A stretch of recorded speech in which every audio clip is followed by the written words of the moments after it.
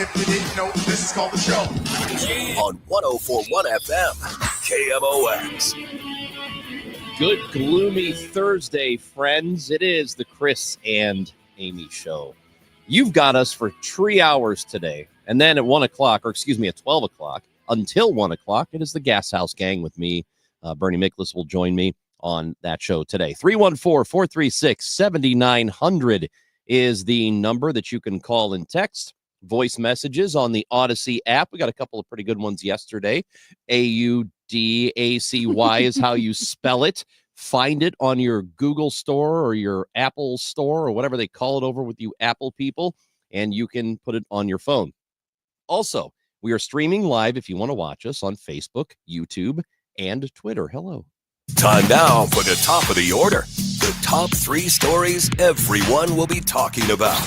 We have a date. The Blues will begin the playoffs on Saturday. Wow. In Winnipeg. It'll be a 5 o'clock start. Playoff hockey, baby. They're in. We knew they were in, but now we know when they'll start. That's exciting. Cannot wait for Saturday. Nervous. I am also thrilled to death. Kudos to Parkway School District. They are banning student cell phone use in school. The policy will begin at the start of next school year. Yes, I hope more schools follow Parkway's lead. And the Cardinals beat the Astros yesterday to win the series against Houston. They will get started in New York against the Mets tonight. We have the first pitch at 6:10, a 5:15 Matt Pauley pregame show. Matt joins the show at 10 o'clock today. We will talk to him. We've got Major Garrett at 10:30. Gary Jennings with the St. Louis Battlehawks at 11. And we'll be giving away Battlehawks tickets today. You have to be listening for your opportunity to win those free tickets. So, as Amy mentioned, the Parkway School District has made a decision. They have gotten together and they have decided to ban cell phones throughout the district. In elementary and middle schools, students will be barred from using the cell phones and other devices like Apple Watches, smart watches during school hours. In high school, they will be banned from using them in class. Students still can have access to them before school, during periods, at lunch, and after school. And of course, they can have access to them in case of an emergency. But yeah, which is plenty of access. It's basically eliminating the phone use during class, which, yes, was happening. We know it. I'm talking about Parkway here, but all schools as well.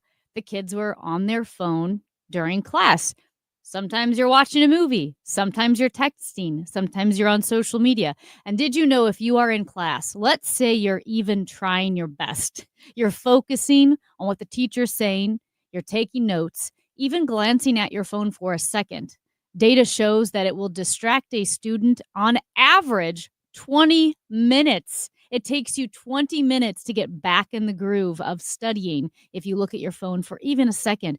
I am so on board with banning cell phones in schools, specifically in classrooms. I'd be fine with them being banned all day long, which some schools have done. And there was a school in California, I believe it was, that had its first class graduate last year. Its first class that had from freshman to senior year, no phones in school. They not only outperformed their peers where phones are allowed in school, but the kids reported talking to each other during lunch hour, becoming more social, expanding their friend groups, having less pressure, that pull of the phone, which is always keeping your brain stimulated.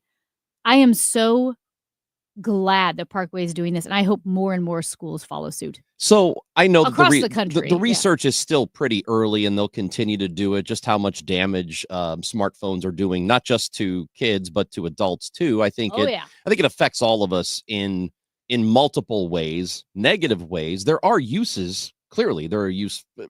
You can get a lot of business done with your phone, with a smartphone. You can do a lot, but it can also distract you to the point where in some cases you're just sort of mindless, right? Like you go through your Oh, day a little yeah. mindless. So the research, I think, will continue to play that out.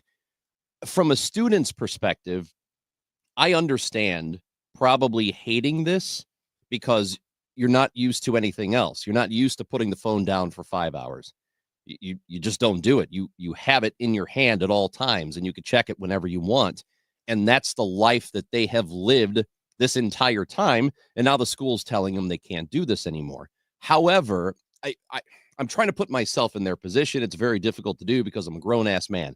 But I think that if I were to be in their position, I would probably feel like, okay, as long as everybody else has to do this, then I can deal with it. It would be one thing if you're in school and you've got 25 classmates with you and all of them have their phones out, but you can't have yours. Then there's some serious FOMO that's happening. Well, we know this. We talked to a couple of students from Parkway Central, actually, who said they feel trapped by their phones because they don't even have phone numbers and contact lists in their phone. Everything is social media. They interact through Snapchat and Instagram and TikTok.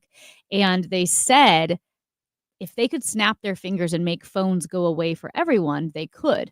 But right now, if you are one family, one child who decides not to use their phones, you're going to be effectively ostracized because you can't interact with your peers.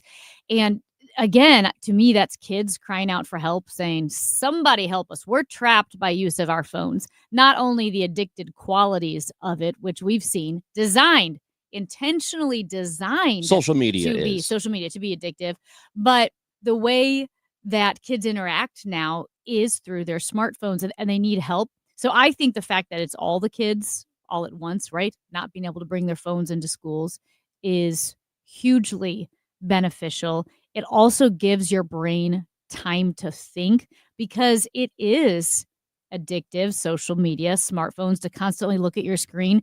Ranj, I think about what you told me. How many times have you been on Twitter on your laptop and then you grab your phone and check Twitter Yeah. Because it's like this. It's an impulse that you have. Yeah. And so I am so grateful to help break this for kids and with adults, and parents will understand because I interact with a lot of kids, high schoolers, parents, and have for years. Parents are exhausted because the human brain was not meant to be this connected, this informed all the time. What do I mean by that? If you have 2 kids, 3 kids, 4 kids, and you're a parent, every grade has a little pop-up notification for every kid, for every class. Every missed assignment, a pop-up notification for every kid, every class. Every notification about football practice, baseball practice, soccer practice pops up a notification.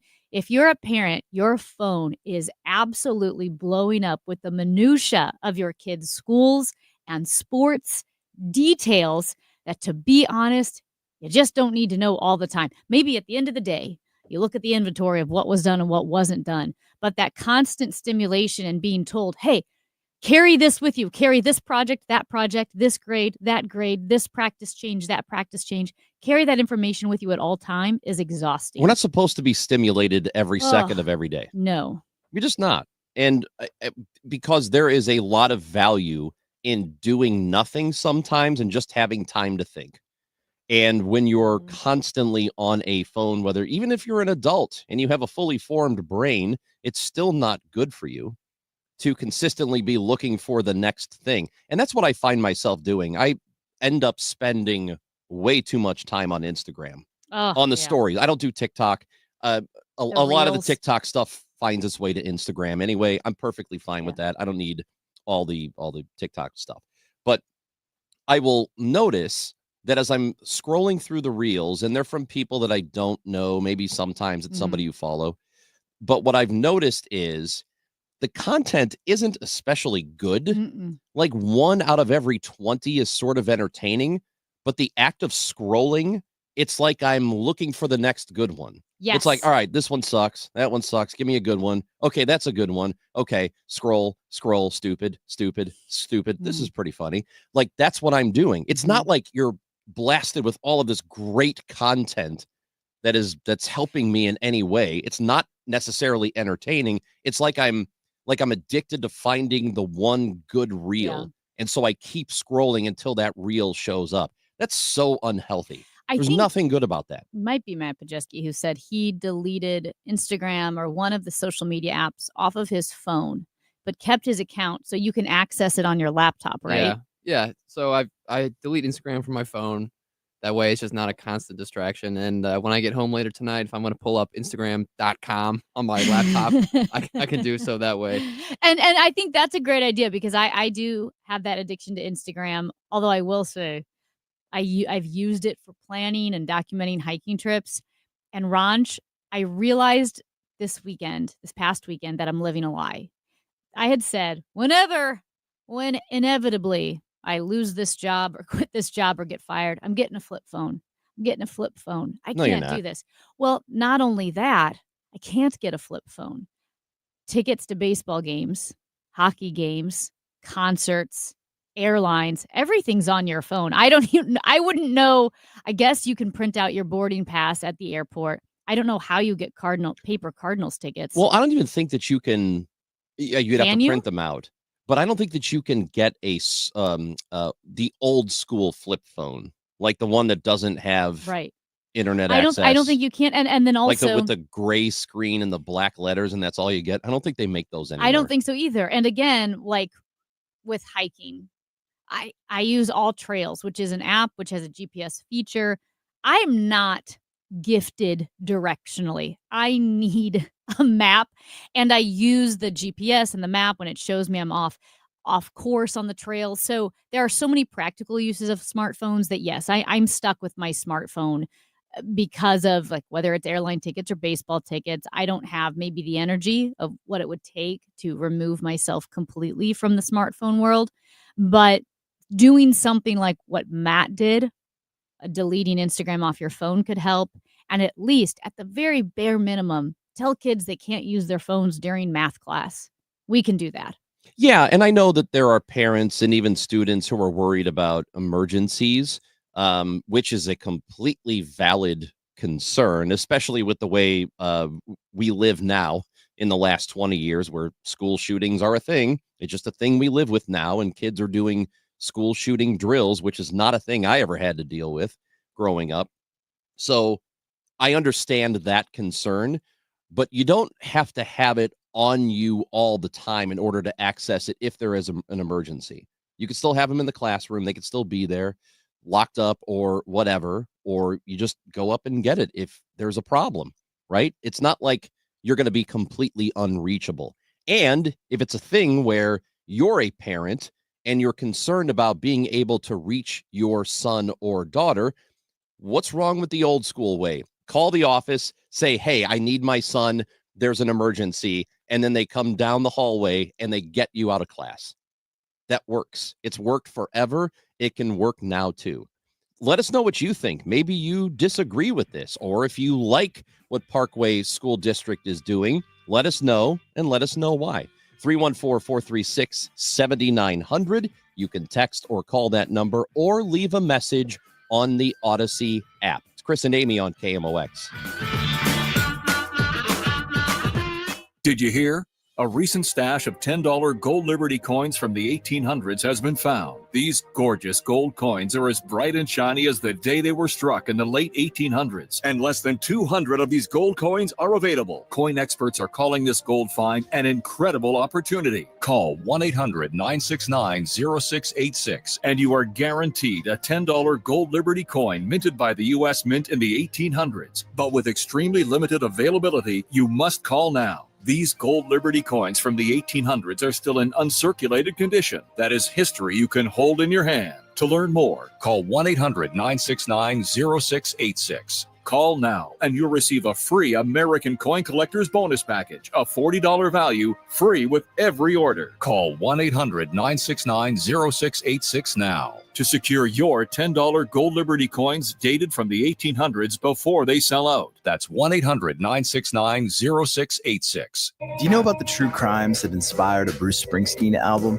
Or the murders AC/DC was blamed for? How about Taylor Swift's Violent Stalkers? Or the suspicious deaths of Brittany Murphy and River Phoenix?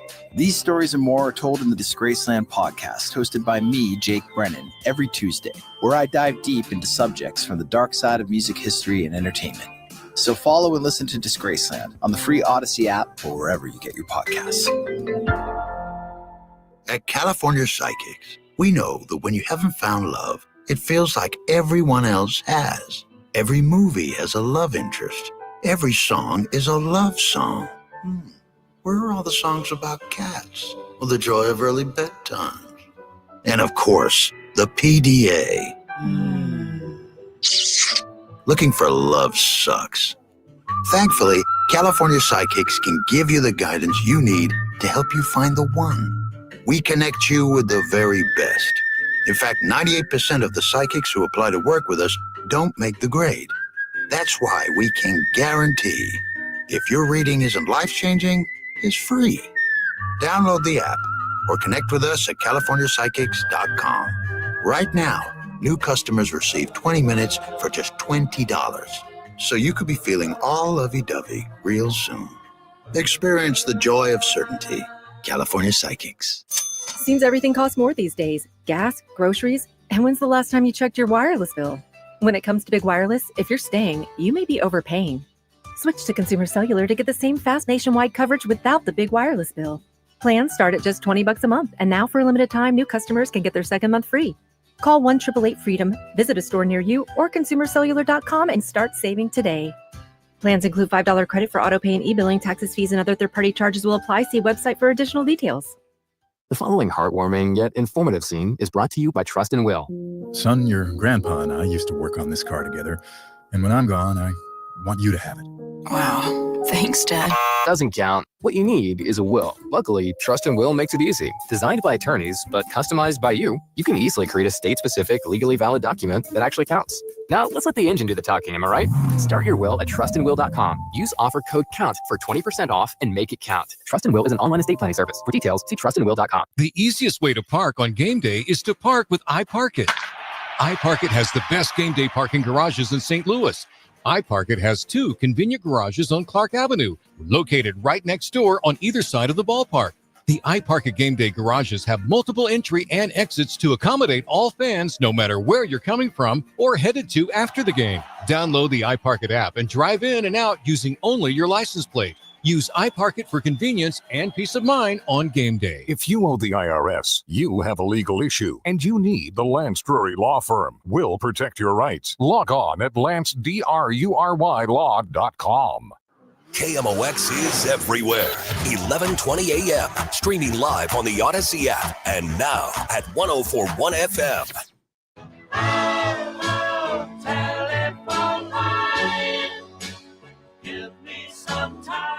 Chris and Amy on KMOX 104.1 FM.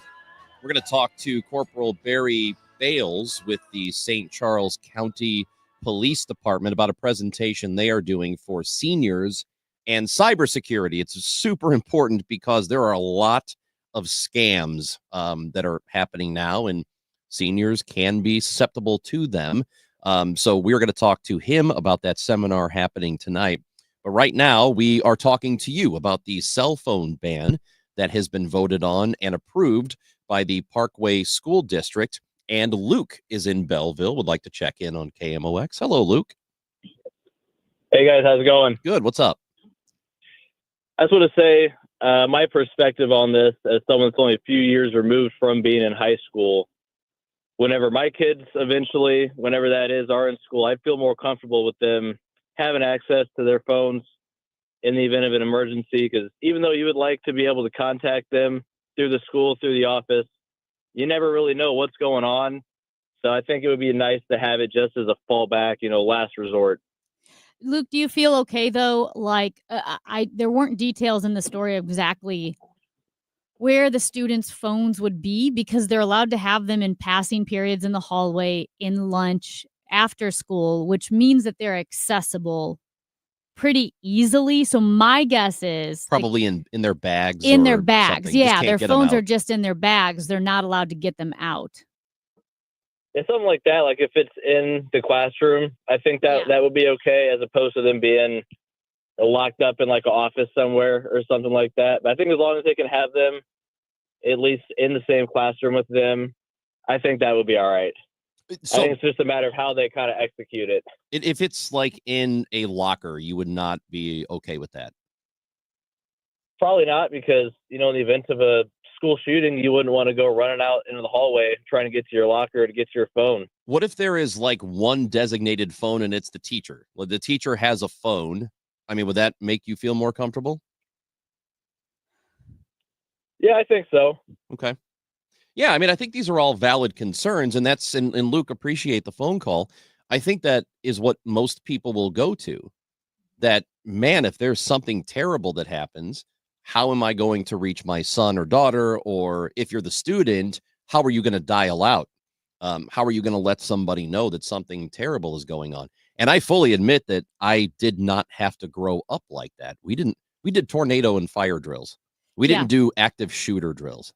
Well, I think, like we said, it sounds like the phones are going to be relatively available because the kids, again, during passing periods, out after class, during lunch, they'll have access to their phones. So I don't see how even saying you just can't get your phone out of your bag during class, I don't see how that would be a problem because it's accessible. It's still right there. This texter from a 314 says, what happened back in the day when we didn't have cell phones? Well, parents called the office. Kids don't need their phones on them for emergencies because they will use them for way more than that, like they do now. And appreciate the text. And that's what the concern about having phones in the classroom is that kids are not just using them for emergencies. They're using them constantly. They're looking at social media or they're messaging friends or whatever. Hey, I would like to go back to the old school way of passing notes. Passing notes was fun. Have you had to not get caught. Speaking of being on social media, there was a reel on Instagram, which I'm assuming is from TikTok. And it's a woman who is a millennial. And she said, all right, we've got to bring back the art of passing notes. And It's she the best. shows them how to fold, like the different really elaborate note folding techniques and how you slide the note over. And what's funny is I'm like, we should do that. Of course you should focus in class, but if you're not going to focus, at least put some effort into it. But know here's the how to thing. fold. Here's the thing about passing a note. It takes some ingenuity. It does. So it takes problem solving. Yeah. To be able to make the note, to be able to fold it. Mhm. The teacher doesn't see it. You wait for the right time and then you slip it over to somebody else, or you throw it to them because Well, you shape it like a football. all about problem solving and Yeah. ingenuity. And again, every school is going to do the cell phone ban differently. There were some schools, like I mentioned, a school in California, where you put your phone in one of those lock bags that you use for like Chris Rock concerts or shows, Jack right? White did it. Jack White, where you have to put your phone in a lock bag and you have it with you, but you can't access it. Maybe with Parkway, and it'd be great. Maybe we talk to someone from Parkway next week about how are they going to enforce this rule? Who enforces it? Because you can't put it just on the individual teachers, because technically Parkway already has a no cell phone rule in the classroom. Most schools already have that, but because it's not enforced uniformly, it puts teachers in a really bad position where they're not only teaching a class, they're babysitting and they have to be the bad cop. So how will Parkway enforce this? How will they support teachers to enforce this? And is it that your phone needs to be in your bag? There's a lot to be said for out of sight, out of mind. There are a lot of scams out there, whether it is a text message you might receive with a link or an email you might get, whatever it might be. And it is important to be on the lookout because they're getting to be more and more sophisticated and people are getting scammed out of money, identity, and more. So we will talk to Corporal Barry Bales with the St. Charles County Police Department. They have a presentation for seniors that is happening tonight. We'll talk to the corporal next on 104.1 FM. It's time for a $98 AC tune-up.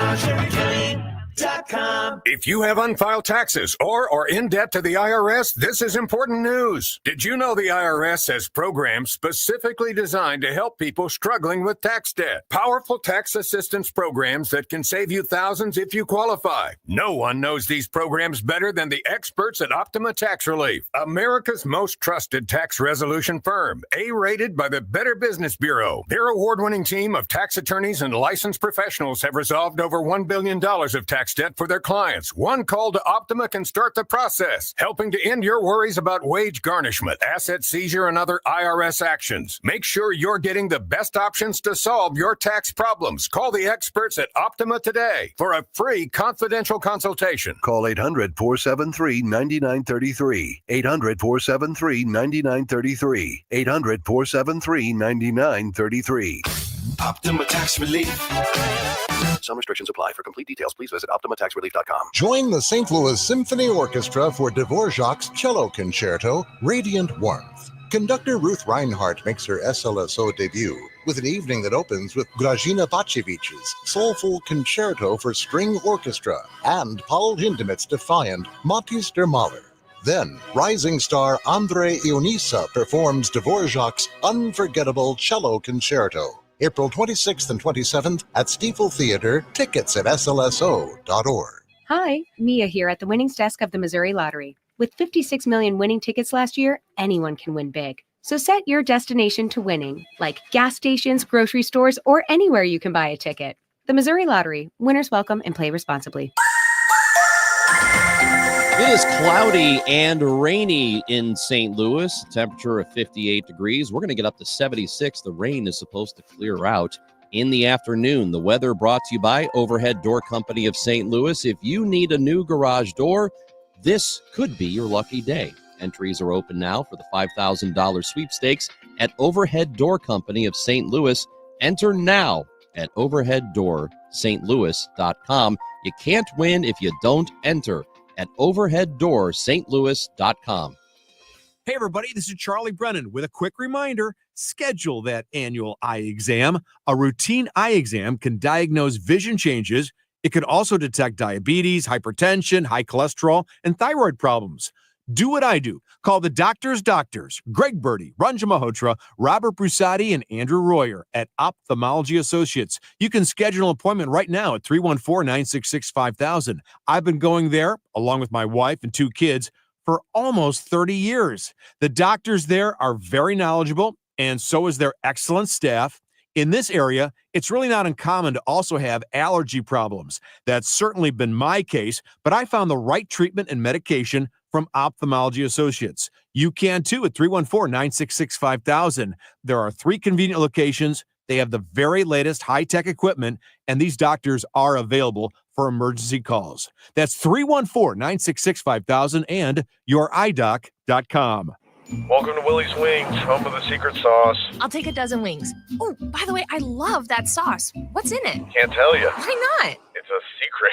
While many financial advisors claim to have the secret sauce, they don't. In fact, if their sauce is so good, why are they keeping it a secret? Steve All of the All Financial Group doesn't keep anything a secret. He knows there's much more to retirement planning than stocks, bonds, and mutual funds. He'll develop a strategy designed specifically for you. It's your own secret sauce for retirement. Call Steve today at 636-230-8824 for your personal portfolio x-ray. Call 636-230-8824 or online at yourmoneymattersstl.com. Fine, you want to know what's in the sauce? Absolutely.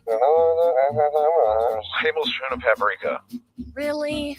Investment advisory products and services made available through Impact Partnership Wealth, LLC, IPW, a registered investment advisor. Insurance and annuities offered through Steve All, NPN number 153-07419. Today, the Cards, the Mets, Ameren Total Access 515. Cardinals Radio, 104.1 FM, KMOX.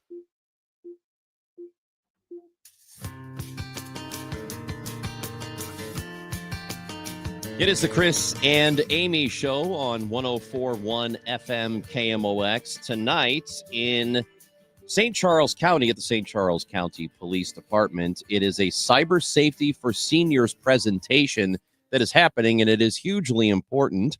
that we do this now, and really, and there is no bad time to remind people of the dangers of cyber attacks and phishing attempts and all of that, and how to protect yourself or how to protect your parents if they may not be technologically inclined. So to talk about that with us is Corporal Barry Bales, who is a public information officer with the St. Charles County Police Department.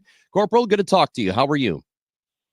Good morning, guys. Thanks for having us on. Well, we are happy to have you on because, as I said, there's really no bad time to remind people of this, because you can, get yourself into a situation where you feel comfortable and maybe you're careless and you accidentally click on a link or whatever. So let's talk first about what the presentation tonight is really going to be about. Absolutely. So something that, we've noticed, and actually it's been a trend for a while, is just a consistency of some of these scam calls.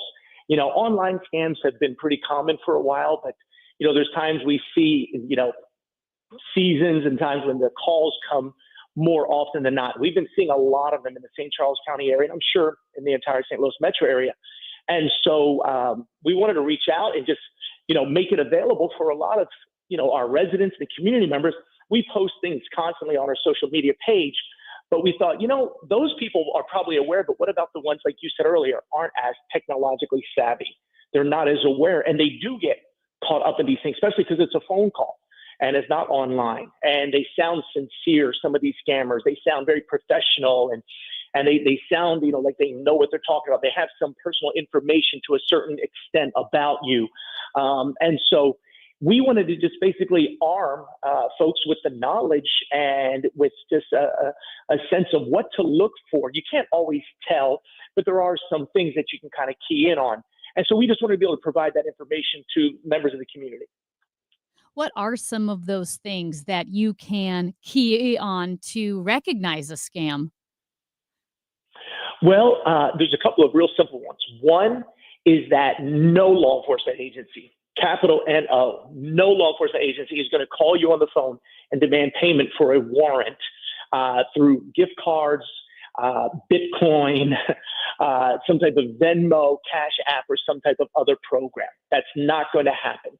So no law enforcement agency here in the St. Louis area, none that I'm aware of, I've been doing this 27 years, does that. Also, the high pressure tactic. You need to pay now. You need to do this now. There's no time to waste. Hey, we're going to be right at your door to get you. Listen, if there's a warrant for your arrest, we're already at your door to arrest you if it needs to happen, if it needs to, take place. But these are things that, again, if you're either a little older, you're not as savvy, you're not as aware of these things, they can be very influential, very persuasive. Do we know just how people are targeted, these attacks, because that's basically what they are, the phishing attacks or trying to scam people out of their money? In order to do that, like, do we have any idea of just how often it is a senior that is targeted as opposed to somebody else? Like, are there numbers on that? Statistically speaking, that would probably be really tough. We know that seniors are targeted.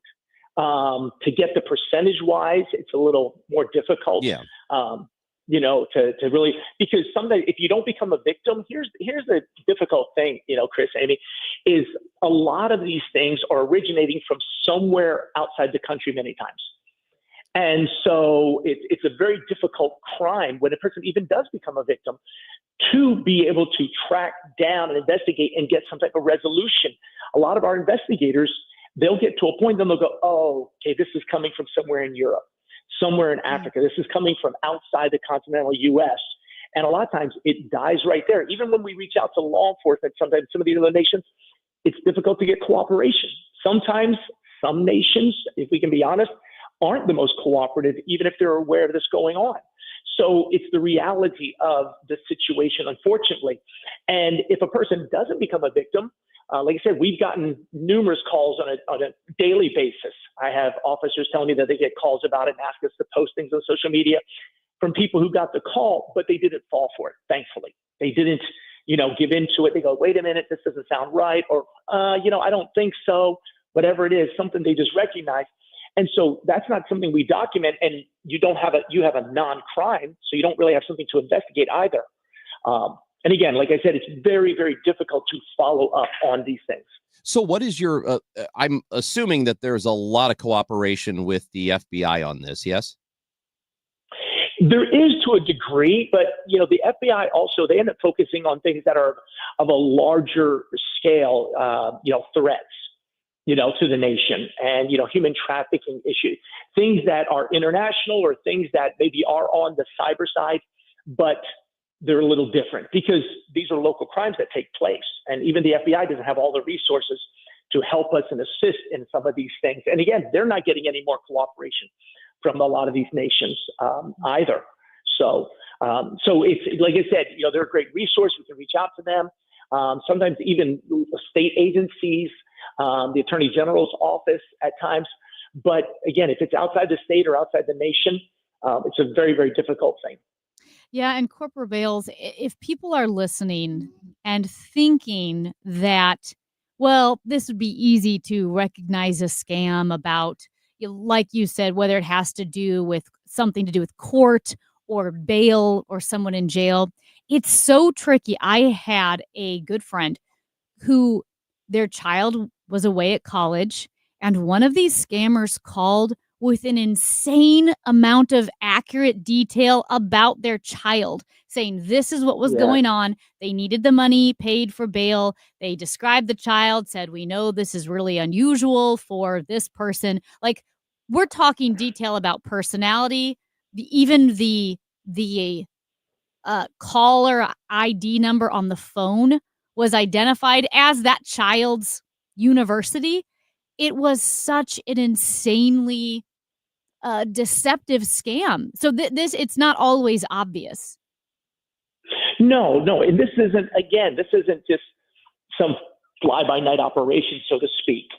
These people who are doing these things are very savvy. They're far more savvy than the people that they're reaching out to, that they're trying to exploit. And the tragedy or the sad thing is that there are more scams popping up on a regular basis than we can keep track of.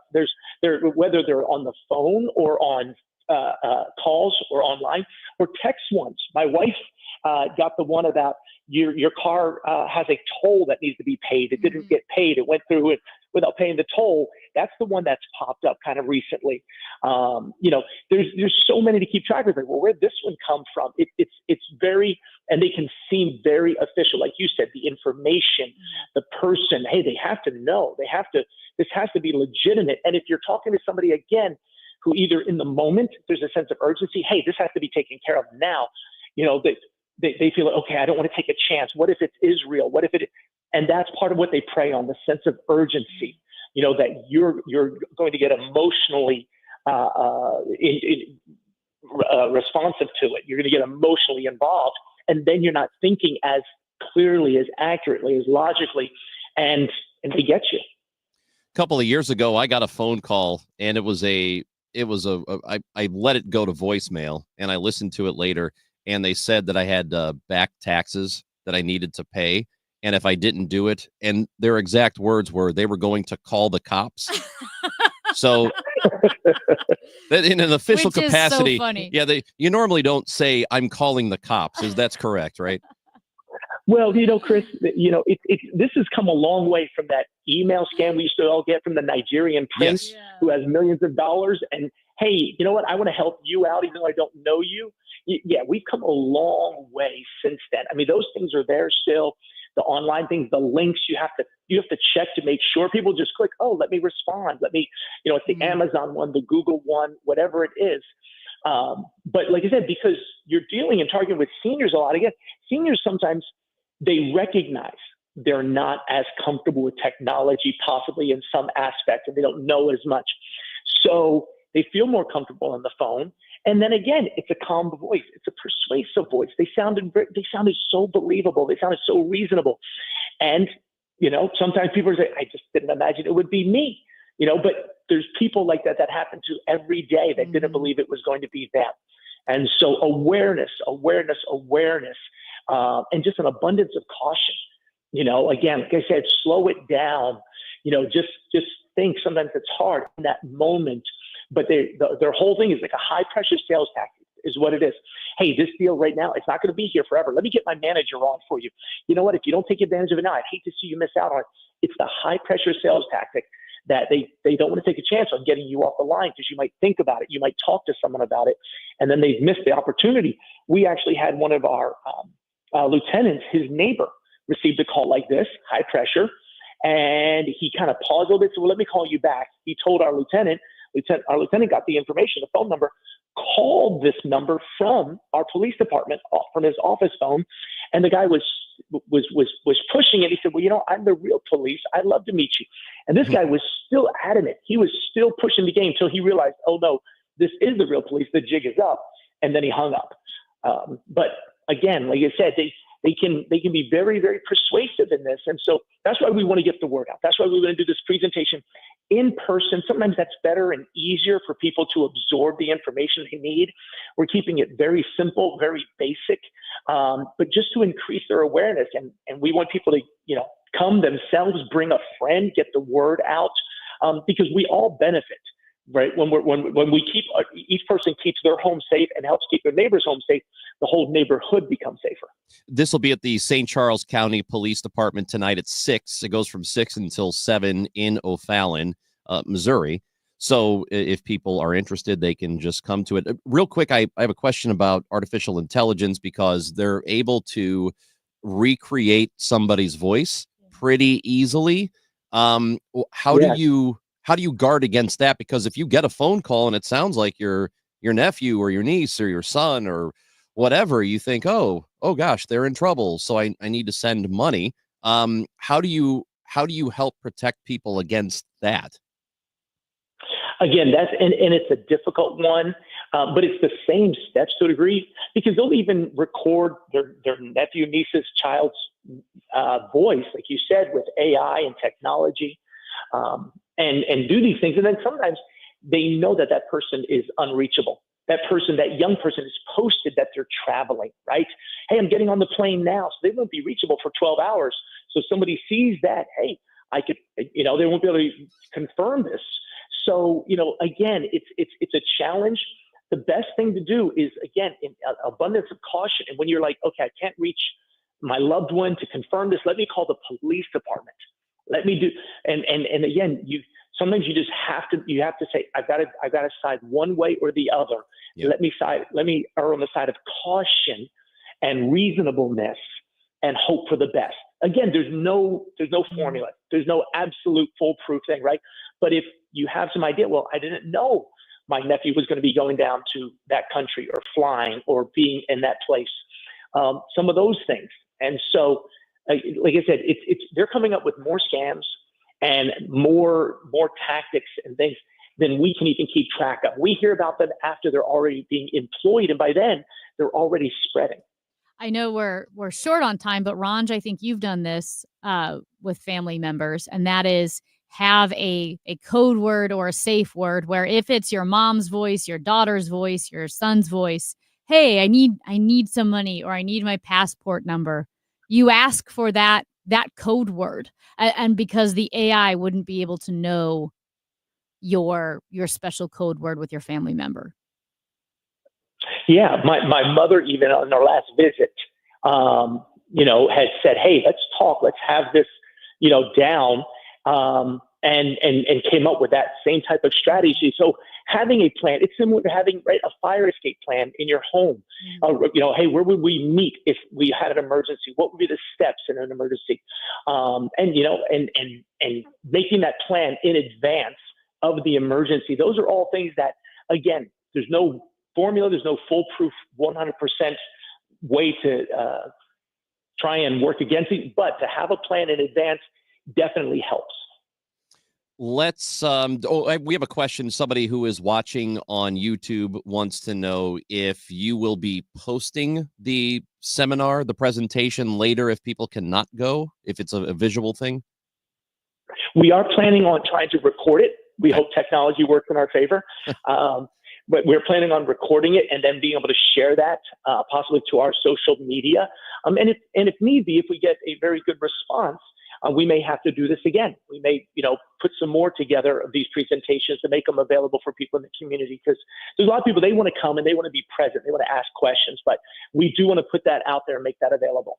All right, 6 o'clock tonight. It goes until 7 at the St. Charles County Police Department, the cybercrime unit at the St. Charles County Police Department. They will be conducting this seminar tonight. Corporal Barry Bales, thank you for your time today. Thanks, Chris. Thanks, Amy. We really appreciate you helping us get the word out. It's Amy Marks Kors and Chris Ranji, 104.1 FM KMOX. If you suffer from burning, tingling, or numb feet, pay special attention as we discuss neuropathy with Dr. Patton, D.C. Doctor, what is neuropathy? Peripheral neuropathy is nerve damage to the feet and legs. What are the symptoms? The symptoms are numbness, burning, tingling, pain, and loss of balance. Is neuropathy treatable? It's absolutely treatable, and we have amazing results. If you have burning, tingling, numbness, coldness in your feet or hands or balance issues, call us at Comprehensive Integrated Health today for a nerve damage screening. The screening will tell if you're at risk for serious complications and if you're a candidate for our cutting-edge treatment program. Don't wait until your symptoms are so severe nothing can be done. End-stage neuropathy leaves people confined to walkers, wheelchairs, and even amputations. The first 10 callers will receive a free nerve damage screening. Call 636-355-8662. 636-355-8662 for your free nerve damage screening. 636-355-8662. Since we opened our doors, UC Bank has been committed to the communities we call home. Building financial wellness, UC is proud to offer customized lending strategies and innovative resources to our vibrant communities. UC Bank, building community one family, one street, one city at a time. Member FDIC. Attention. Have you racked up $10,000 or more in credit card debt? Are you barely getting by making minimum payments? With credit card debt reaching all-time highs, National Debt Relief is notifying consumers about significant debt relief options currently being made available to help those with overwhelming credit card debt. These options may reduce a large portion of credit card debt for those who qualify. You don't need to declare bankruptcy or take out a consolidation loan, and you may only have to pay back a fraction of what you owe, even if you have bad credit. National Debt Relief has already reduced the credit card debt for more than 550,000 consumers. So don't wait. If you owe $10,000, $20,000, or even $100,000 in credit card debt, you can now take advantage of this financial debt relief as the cost of living continues to skyrocket. To check what debt reduction you may qualify for, call 800-207-4545. That's 800-207-4545.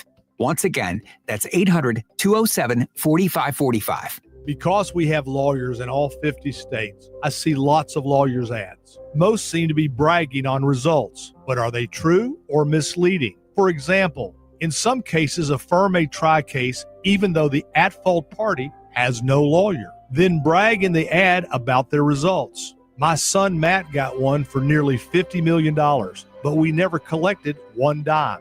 Some lawyers may say they got a result even though they were sitting second chair at a firm like mine, and even though they had little to do with it. Happens all the time. All that glitters is not gold.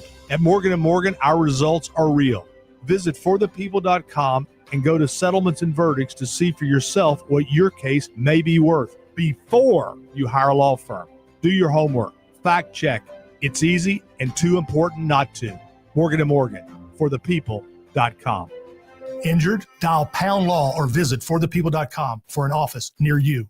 At University of Maryland Global Campus, we give our students credit where credit is due. Credit for deciding in the middle of rush hour traffic to go back and get their bachelor's and a promotion. Credit for managing 3 kids, 2 dogs, and a full-time job to pursue an MBA. And credit for serving in the military by day so they can study cybersecurity at night.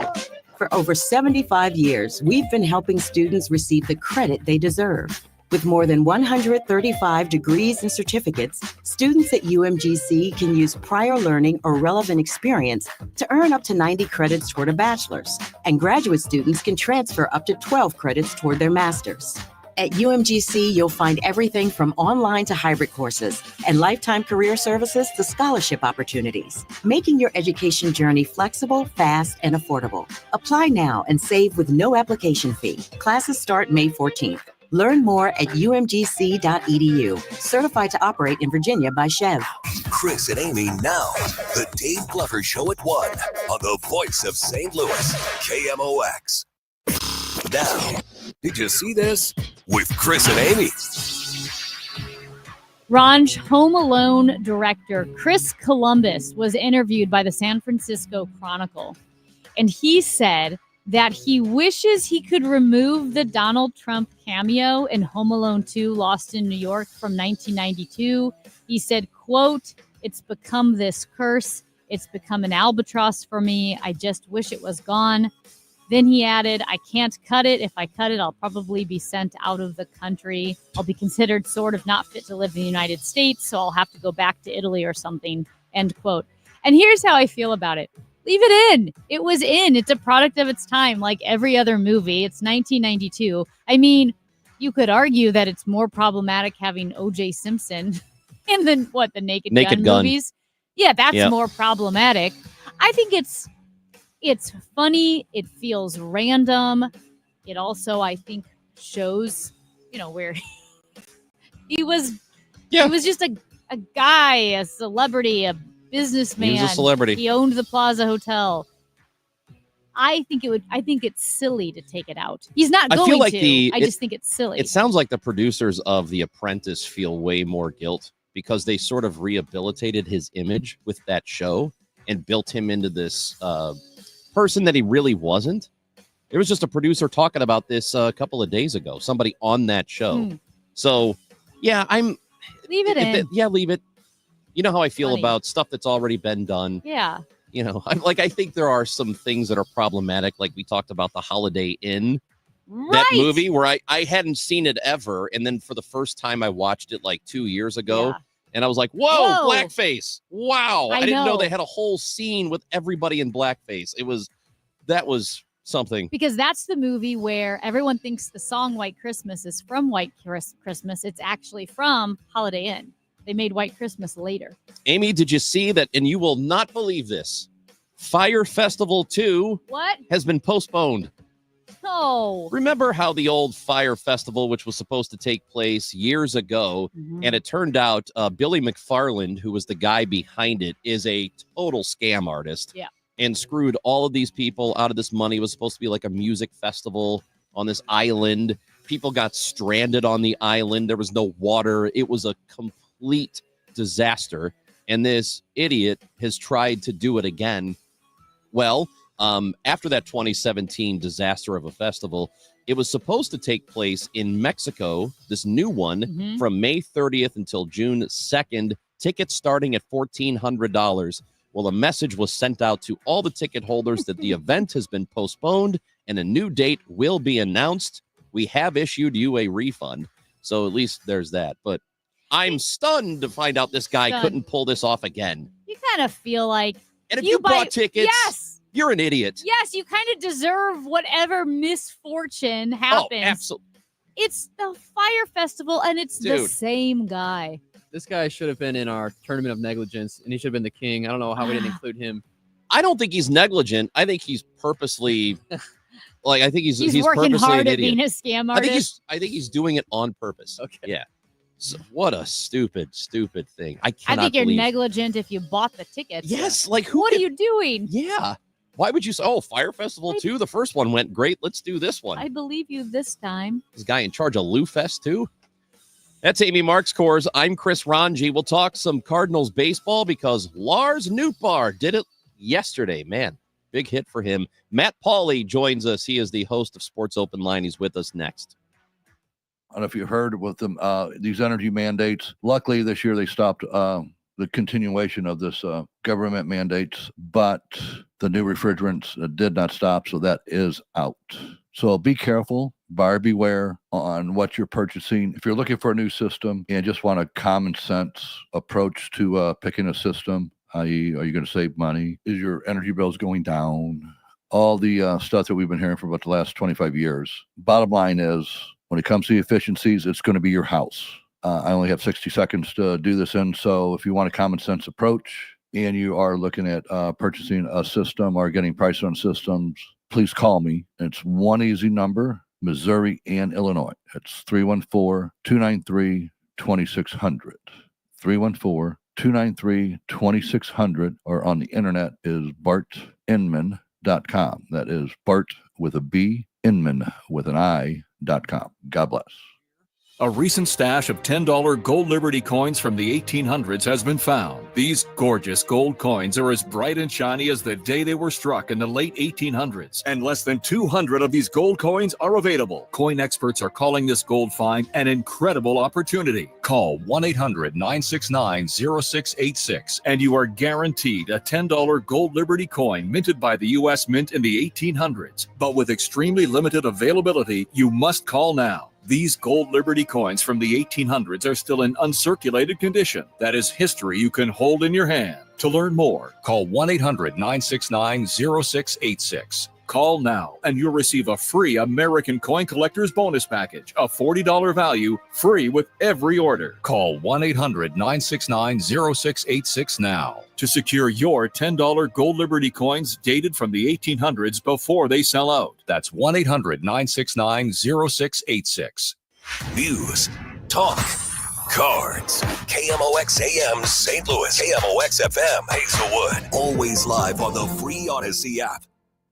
Prescriptions require an online consultation with a healthcare provider who will determine if appropriate. Restrictions apply. See website for details and important safety information. Subscription required. Price varies based on product and subscription plan. Hey guys, millions of men experience ED, but not everyone can access or afford treatments like Viagra. At HIMSS, our own board-certified urologist, Dr. Peter Stahl, knows this better than anyone, and he knows that HIMSS can help. Hi, I'm Dr. Peter Stahl, Senior Vice President of Men's Sexual Health at HIMSS. I've helped many guys with ED, and it has never been more convenient to treat than it is right now, thanks to HIMSS. Through HIMSS.com, you can access a full range of treatment options for ED, including daily or as-needed meds through a 100% online process. If prescribed, your medication is shipped to you for free. Find the ED treatment that fits your needs. Options at up to 95% less than the brand names when you get started at hims.com/joy. To start your free online visit and find ED treatment at up to 95% less than brand name prices, go to hims.com/joy. That's hims.com/joy for your free online visit.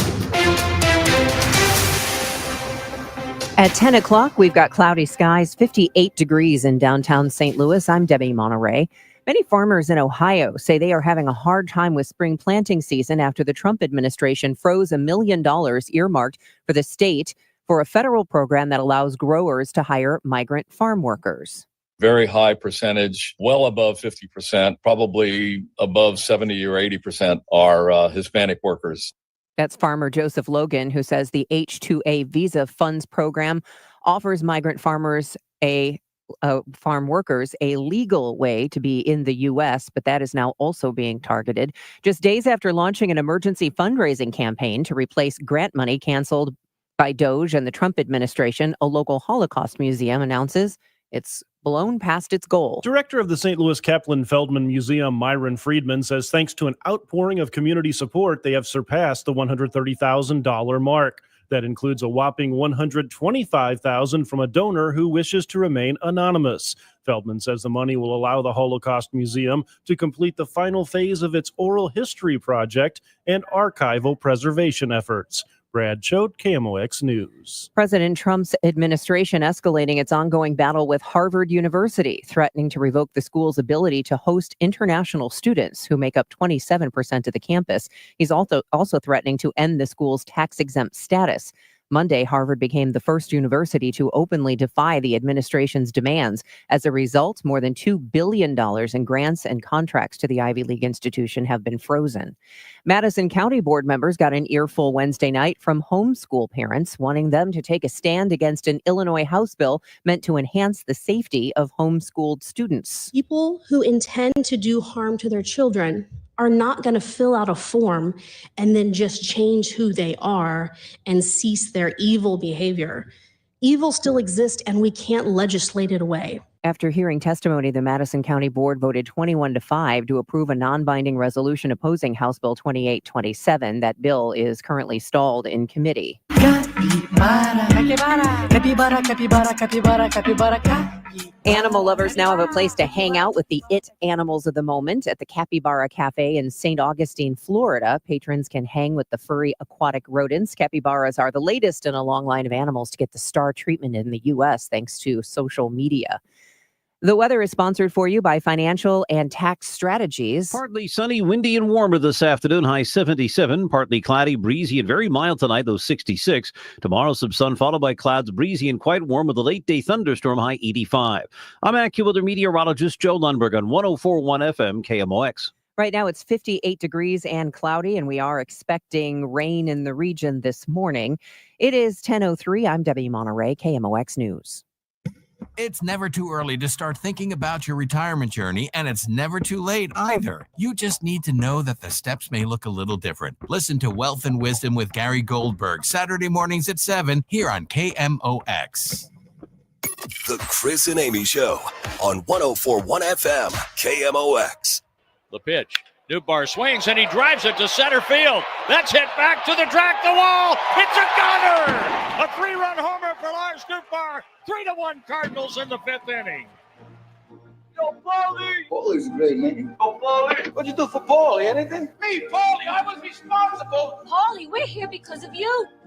Oh boy, the Cardinals win a series against the Houston Astros, and now they are in New York to take on the Mets in a series that begins tonight. We have the first pitch at 6:10. Our next guest has the pregame show at 5:15. It is Matt Pauley, the host of Sports Open Line, the Redbird Rush Hour, which is at 5 o'clock every weekday, as long as the Cardinals don't interfere. And it will a little bit tonight. So, Matt Pauley, I'm assuming you have 15 minutes of an extended pregame, basically, a 15-minute Redbird Rush Hour?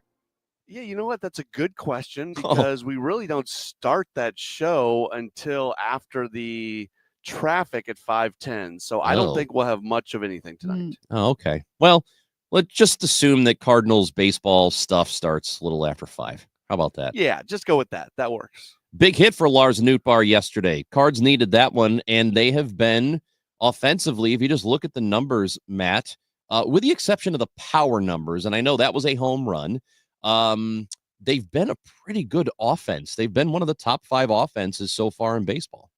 Yeah, so 2 things. First off, I love the way that inning played out because it starts with a Victor Scott II bunt, and then Thomas Ajayci has an incredible at bat, and eventually just kind of gives what's given to him and just takes it the other way and off the end of the bat and drops a little single, and then that allows Lars Nootbaar to come up to the plate, and he obviously hits the 3-run home run, and that turns a 1-0 deficit into a 3-1 lead. Their numbers are good. I mean, they're hitting still 280 as a team. That is still number 1 in all of Major League Baseball. You mentioned the power numbers. They've got 20 home runs. You're right. That's kind of in the average. Middle. There's yeah, that's right in the middle. Let's see, where is their team OPS rank? I haven't looked at that lately. Team OPS is kind of in the middle as well, it looks like. No, excuse me. They're 3rd in team OPS. Only the Yankees and Diamondbacks have a better team OPS than the Cardinals right now. Well, they have the best on-base percentage. It's them and the Padres. Yeah. So at 348, and they've got the edge when you take the out further numbers past the decimal point. So look, the offense has been really good. It's a tiny sample size. It's still really early on in the season, but you can't argue with what they have done from an offensive standpoint. Yeah, and we didn't really know what they would be offensively. So do you feel confident to say that this is kind of how it's going to be this year? Or do you suspect a drop-off is coming at some point? It's going to drop off to some level. I don't think, there are a number of players who have statistics that are just not sustainable. So as some of those gaudy, unsustainable numbers start to drop, the team numbers will start to drop as well. But can they be a good offensive club? Can they be an above average offensive club? Yeah, I think they can. I always thought they could. I've always liked this offensive group. That was something that I was saying all off season long. It was one of the things why I didn't understand why people were predicting this team as a 4th place team, because I looked at the lineup and I said, This is a group that severely underachieved last year offensively, and you've got too many good offensive pieces that they just have to be better than they were last year. Now the question and just because they've had a good 2-3 week start to the season, it doesn't change the question, how much better are they going to be this year compared to last year? So those numbers are going to come down 100% without a doubt. But I don't think that means they won't be a good offensive club. Matt, don't you think the youth plays into the excitement of this ball club and a little bit of the unknown expectation? Meaning, if you look at these numbers and you have all of these numbers, whether it be offense, defensively, with an older lineup, more proven commodities, you wouldn't have quite the upside as you do with young guys who could still boost their own expectations because you don't know what their cap is yet. Yeah, that's an interesting way to kind of view it, that because they're younger, there's more room to grow as opposed to a veteran group doing this and just kind of feeling like, okay, this is who they are. I've never really thought of it that way. I like that line of thinking.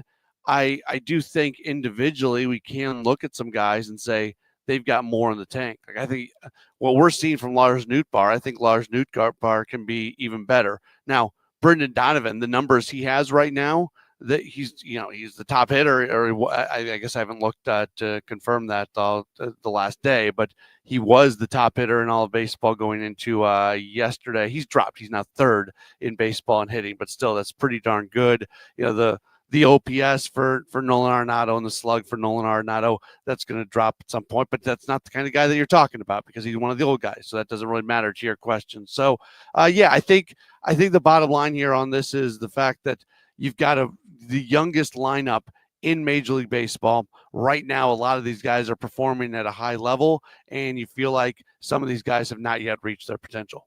As far as Masyn Winn goes and the injury, are we assuming that it's pretty much just going to be the 10 days when they're up, then he's back, or could it extend beyond that? We haven't been given an update since he went on, but when if you remember, the night before he went on, he told the media, I told the trainers that I'm not going on the injured list. That was his statement, and he kind of had this feeling that it was going to be a 2 or 3 day thing. So sometimes injuries are worse than they are initially feared, and maybe they know something that they haven't told us yet. But based off what we know, I feel like Masyn Winn is going to be back, if not the day he's eligible to come back, shortly thereafter. We should also talk about pitching here, because one of the things, if you go back a week and a half, that we were a little concerned about, it wasn't a huge problem yet, but I think, at least for me anyway, concerned about the amount of innings coming out of the starting pitching. Just wasn't enough of it. But now that a week or so has gone by, they've gotten really good work out of their starters in general. Things have worked out pretty well for that unit up until, even with Steven Matz giving them 5, you'd like a little more than 5. But again, the guy was in the bullpen, right? So him giving them 5 innings is pretty good. But overall, they've been giving them innings.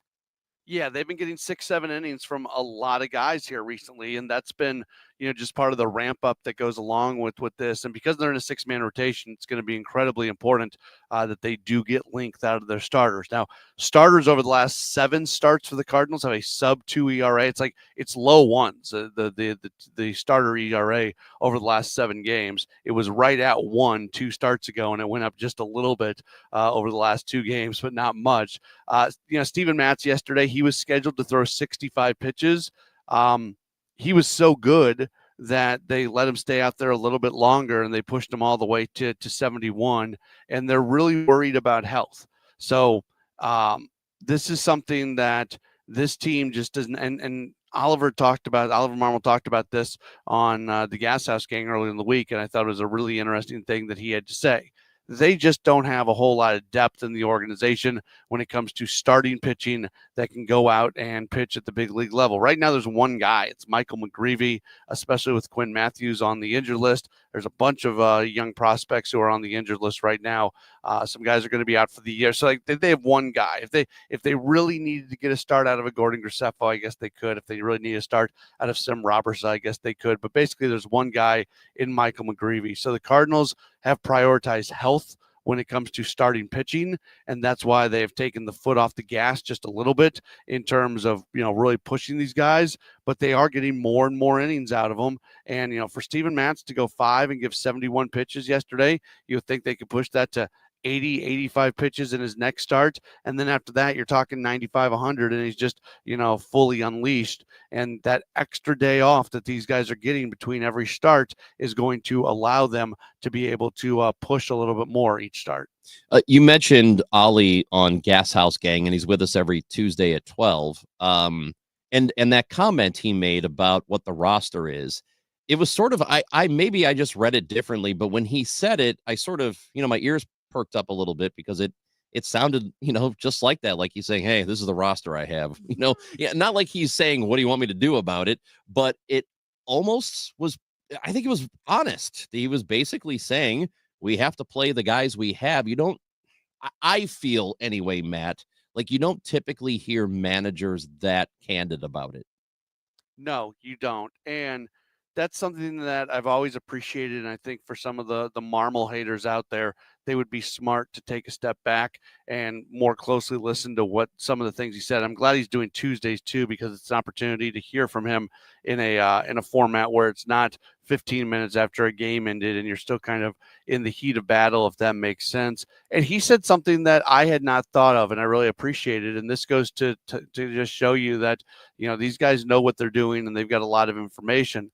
When we had the conversation on the Extra Inning Show and on Sports Open Line and everything, the day Erick Fedde came out with the no-hitter. Now, the no-hitter part of it, I honestly did not care about a guy being pulled with a no-hitter. What I did care about in the moment was that he was at a pitch count where I felt like he could have come out for another inning, and that was during a period where the bullpen was really, really being overused.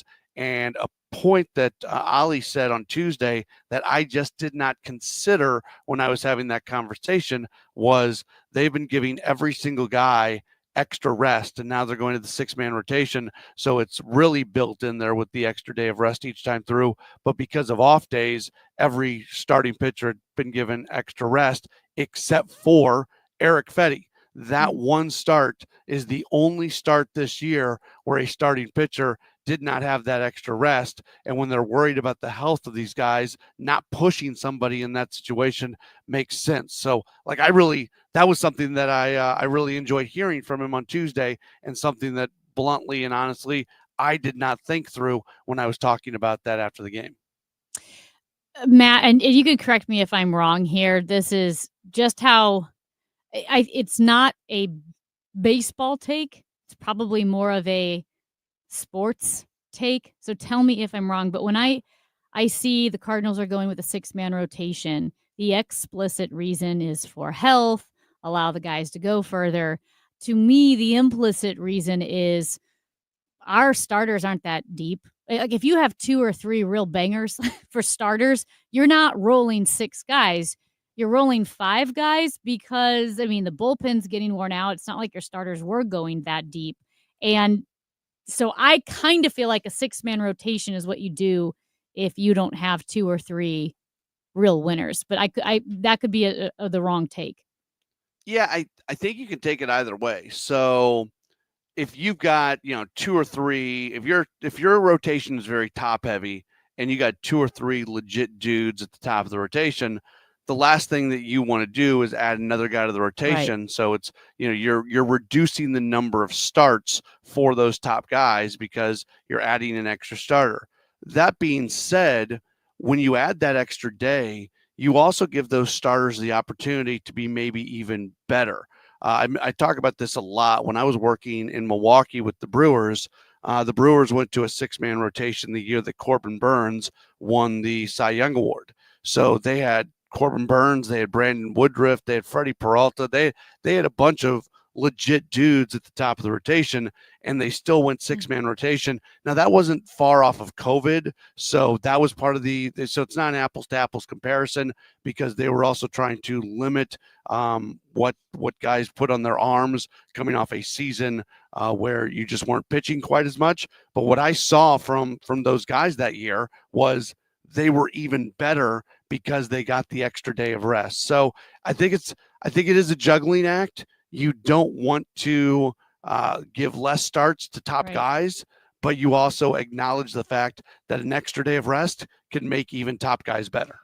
Yeah, I guess, because I guess that would be my question. Are the Dodgers doing this? Are the teams with the high-paid, high-profile starters, are they rolling 6 men? Not generally, no. But I do think we're going to go into, if more teams do this and it works, I think it's something that baseball is going to look at. Matt Pauley has the pregame show at 5:15 this evening. Cardinals and Mets, 6:10 is the first pitch tonight. Matthew, thank you again. We'll talk next week. You bet. Sounds good.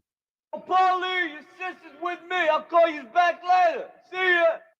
That is the host of Sports Open Line, which, if there's not a Cardinals game at night from 6 until 8, Redbird Rush Hour starts at 5 o'clock when there's not Cardinals baseball in the way. But again, pregame show is at 5:15. Cards and Mets tonight. It's Chris and Amy on KMOX. When you want a brand new kitchen, there's nothing to it. There's a brand new way to do it. 3-Day Kitchen and Bath. Eileen talks about her experience with 3-Day Kitchen and Bath. A lot of gross kitchen in the beginning, crack formica, bad floor, ripped linoleum, and I decided to heck with this.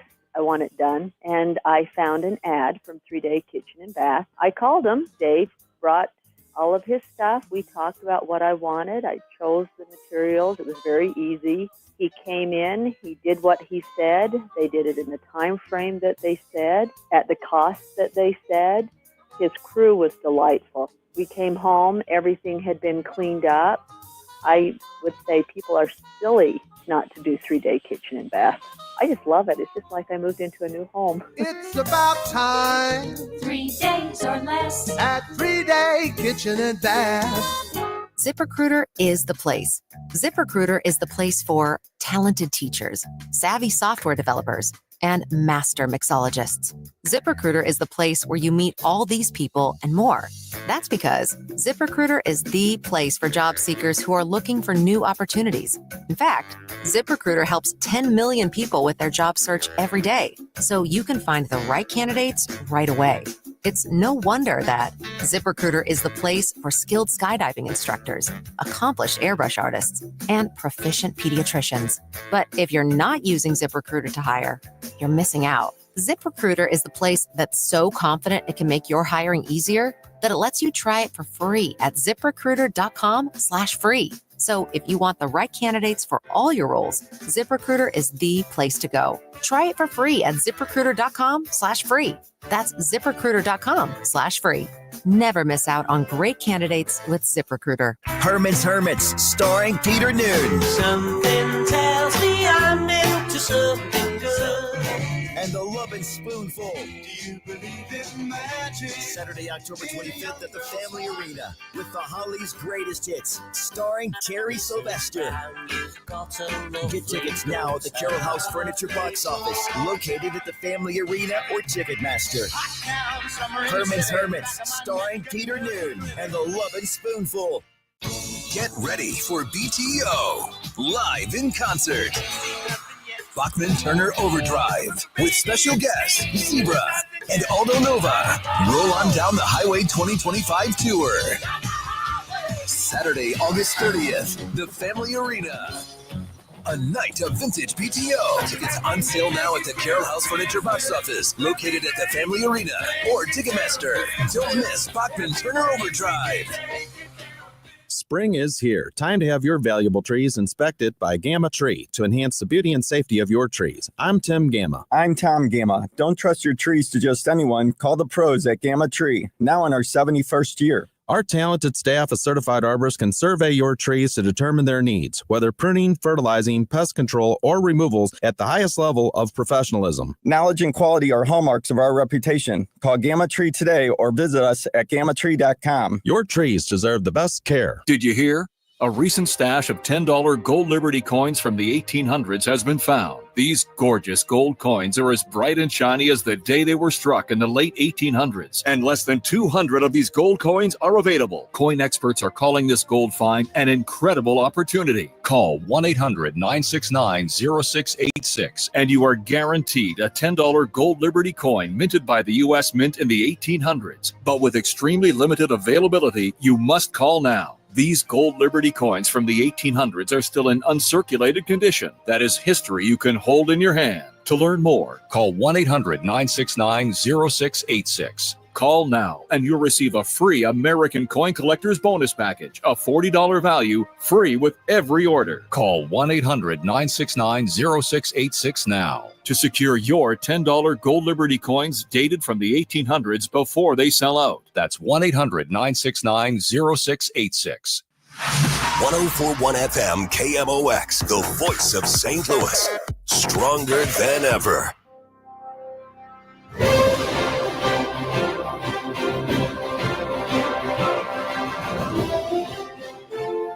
The tournament of negligence continues. If you watched, paid attention to, listened to the Mott's Madness tournament and how that all turned out, congratulations, Alfonso's and Troy, Illinois. We screwed up. We had a bunch of oversights in that one. Well, it's an inattention to detail. Yeah, inattention to detail. So basically negligence. And we thought we'd celebrate with a tournament of negligence. Great idea. Negligent behavior, acts, that sort of thing. And we even we did not do it on purpose, but we had some negligence in this tournament. We did. We accidentally set it up so that in the first round, after the 1 seed and the 2 seed advanced, they played each other in the next round, which is not supposed to happen. It's not. And in a field of 32, that shouldn't happen. Our intrepid reporter Sean Malone pointed out our negligence in. He's not negligent. No. Me neither. Yeah, but we're not reporters. No, our KMOX newsroom, awesome. Opposite of negligence. And they're the attention to detail. They have that. We don't. We don't. And neither does our producer, Matt Pajeski. That's why we're not surgeons or architects or reporters. We try, but not too hard. Right. Yes. You can try too hard.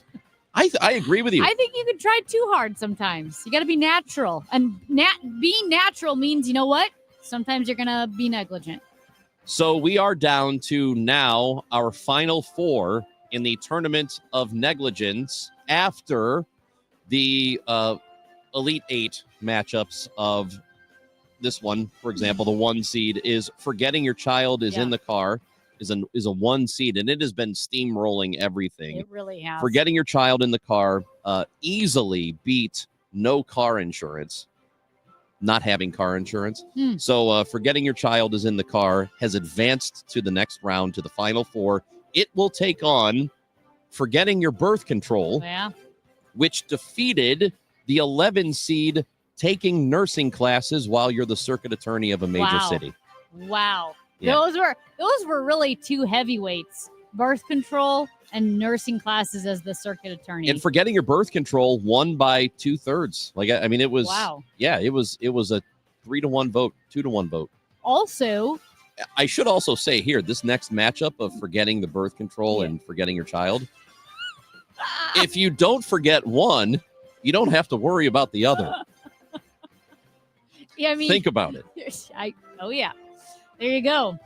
Failing to do your taxes defeated not flushing the toilet 60% to 40%. So apparently people feel pretty strongly about the negligence of not doing your taxes. And you want to talk about a walloping. This was a beating. A beating. Harambe defeated not renewing your license plates. Well, not Harambe. It was dropping your child into the gorilla pit at the zoo. Cincinnati, R.I.P. Harambe. Yes. That 95% of the vote, people think Harambe or creating a Harambe situation is more negligent than not renewing your plate. Well, that's an easy winner. I mean, well, tell me about allowing your kid to get into the zoo enclosure into the lion den or to the gorilla pit. John Hancock almost dropped his kid into big cat country. So failing to do your taxes will take on Harambe. That is on our tournament of negligence. These are our final 4. So again, it will be forgetting your child is in the car, taking on forgetting your birth control. Wow. I don't know what to think. I have no idea what to expect in that race. I don't either. And failing to do taxes versus dropping your child into the gorilla pit. So those are 2 really strong matchups in our final 4 in the tournament of negligence. So you can vote, and we need your vote. At Chris Amy KMOX on Twitter. Follow us on Twitter, by the way. Yep. We're fun. You can follow both of us at Amy Marks Kors and at Chris Ranji. We have personal accounts. We have our show account at Chris Amy KMOX. Follow and vote. It is time for our guy, the Chief Washington correspondent for CBS News, Major Garrett, joins the show next. It's time for a $98 AC tune-up. I'm Danny Cohn, CEO of the Jewish Federation of St. Louis. I want to share a bit about Passover, especially for those who may have friends, neighbors, or coworkers observing this meaningful Jewish holiday. Passover tells the story of Moses and the Israelites' journey from slavery to freedom in ancient Egypt. It is a time for family, reflection, and honoring traditions passed down through generations. Many families gather for a Seder, a special meal filled with symbolism and questions that spark conversation and learning. No matter what you celebrate this season, appreciating each other's cultures and traditions helps us build a more connected, compassionate St. Louis.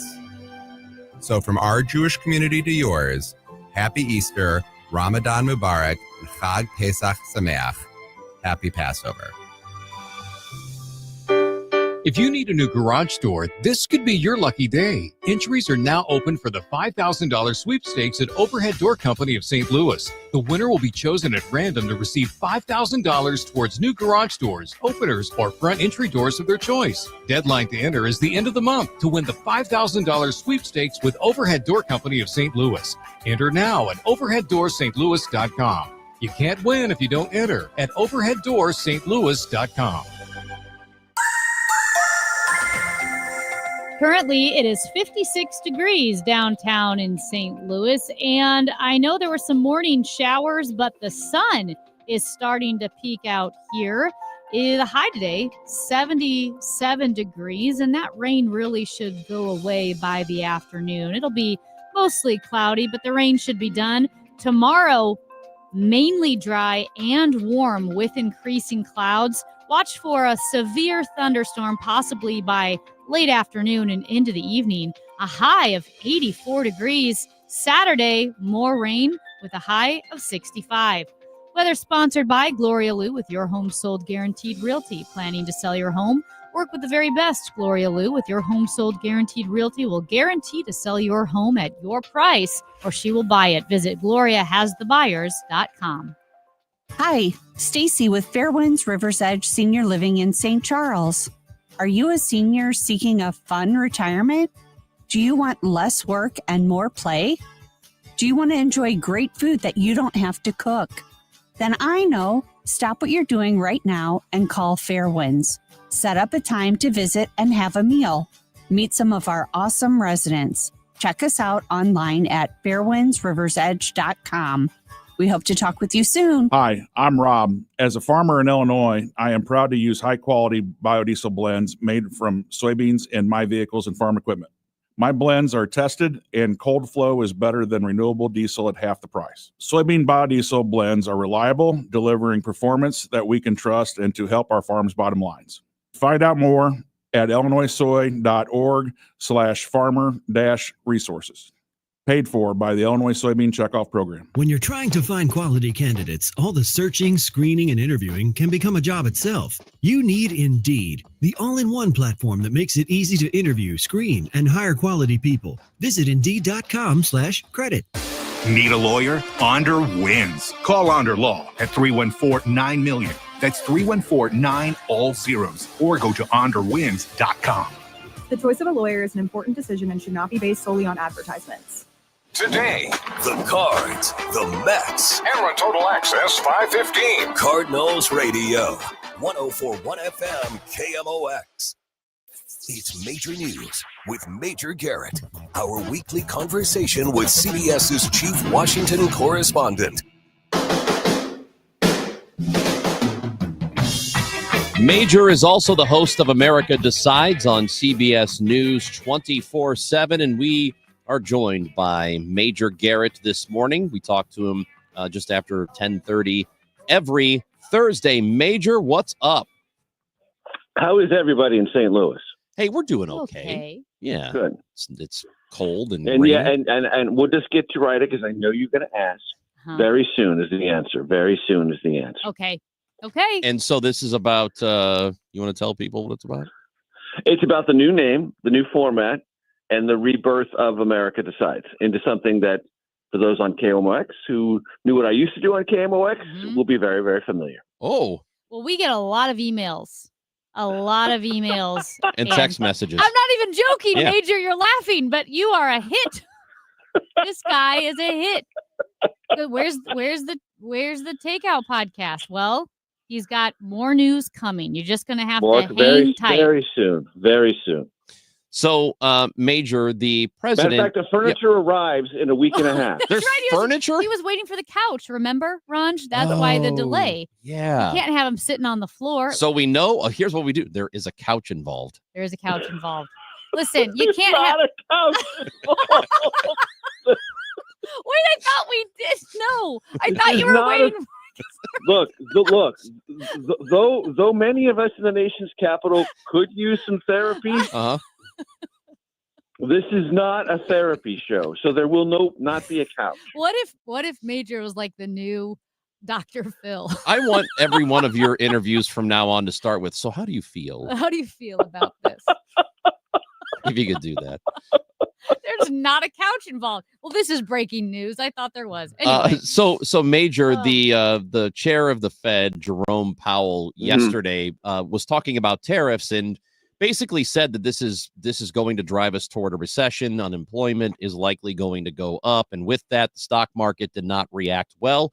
The president responded today by saying that Powell should be fired immediately. So, what's been sort of the reaction in Washington today? Well, okay. So the White House would beg to differ with your characterization of what the president put on social media. He said, and I quote, "Termination can't come soon enough." The White House says that's not a threat to fire the Federal Reserve Chairman, Jerome Powell. It's just something that is looking toward the calendar. Okay. People will interpret that as they will. And what Jerome Powell said yesterday is not altogether inconsistent with what he'd said a couple of weeks before, that the tariffs, as announced by the president, are larger than anticipated. And if they remain, and if this policy as articulated remains, two very big ifs, the very likely effects will be inflation, job losses, and a potential recessionary environment. He didn't predict a hard recession would come, didn't say it was inevitable, but they said there is something that everyone in the equity markets knows, which is policy uncertainty. People don't know, A, what the tariffs are for, and if you don't know what they're for, you don't know how long they're going to last. Let me give you two very quick examples. If tariffs are for revenue, meaning putting more money in the U.S. Treasury, then they have to be permanent, or at least semi-permanent. At least they have to be a year or two, because if they aren't, then you're not going to get that much revenue. If they're a negotiating tool, then they're not for revenue, and no one knows how long they're going to last. And the administration, I don't need to tell you or your audience, sort of bounces back and forth on that. If they're for reindustrializing America, they also need to be permanent, because you can't have people make decisions about factories that need 2, 3, 4 years to build. I don't care what permits you waive. It still takes a while to build a factory. They're not going to make those decisions on reindustrialization, so-called, if they're not permanent. So the idea that they're negotiable undercuts that they're permanent. And that's what creates the uncertainty. So all Powell was doing is saying, I've heard what the president said. I'm not sure how long they're going to last, but if they are as advertised, we're heading toward inflation, fewer jobs, and quite probably a recession.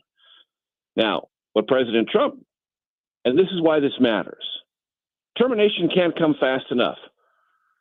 White House says, oh, no. He's not referring to terminating the head of the Federal Reserve, even though in this second time around, President Trump has fired lots of people who lead or are members of a quasi-independent agency, which the Fed is.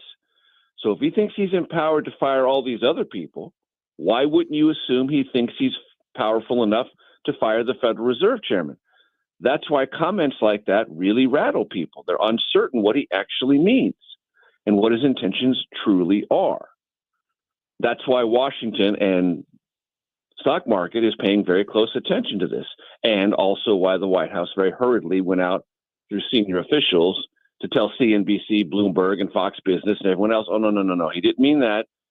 Don't get too excited. He's just angry about high interest rates, or interest rates that are higher than he would prefer them to be. But as the saying goes, watch this space. Major, looking at the tariffs, the reciprocal tariffs, the 145% import levies on goods from China, and then the announcement that there'd be exceptions for the tech industry.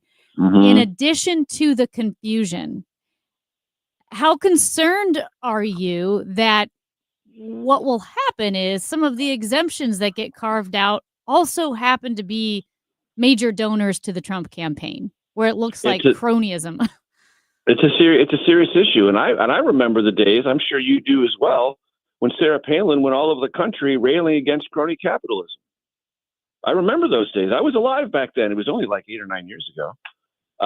That was a central concern, and this goes back to something we've discussed before. Why was tariff policy always put in the hands of Congress? Because at least there, it had to go through a process that people could evaluate. It didn't.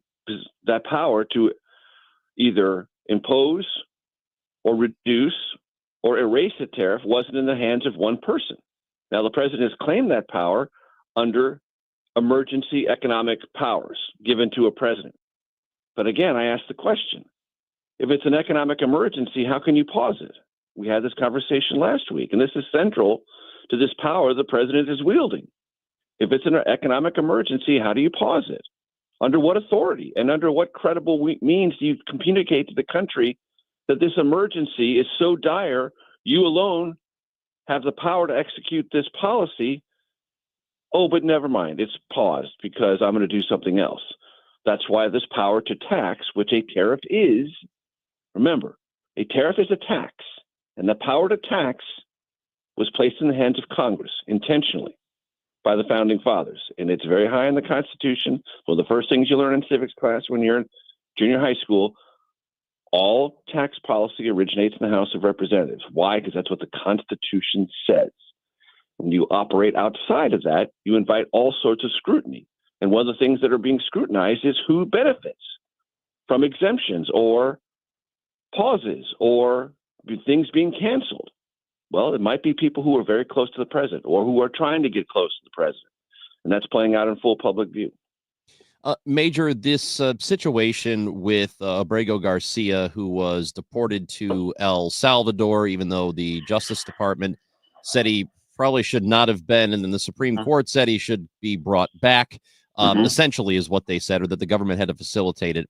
It looks like he's not coming back. So you've seen Democrats sort of use this, and they've gone after this. There's also a question of whether or not this is messaging that they should be getting behind. As you see the entire situation, what's your overview of it? So there's politics, and then there's due process. The politics all favors the White House right now, because the White House is very clear. Guy's either a terrorist or a gang member or some combination of it. He was here illegally, and he should be sent back to El Salvador, full stop, end of story. And they love the politics around that, because it reinforces all of their zero tolerance for any illegal immigration in our country. That's the politics of it. And the White House loves it, wants to lean into it, wants to talk about it all day and night. The due process of it matters in this sense. Okay.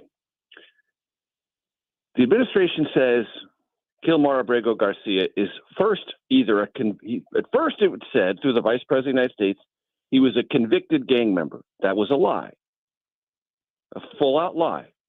Gilmar Abrego Garcia has not been convicted of being a gang member in any jurisdiction, period.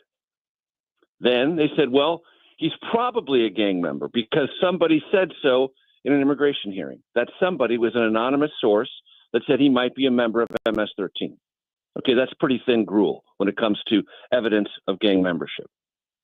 Then they said he's a member because MS-13 is a terrorist organization. He's a terrorist. Based on what? Well, because we said so. Well, based on what did you say it? Never mind. We just said it.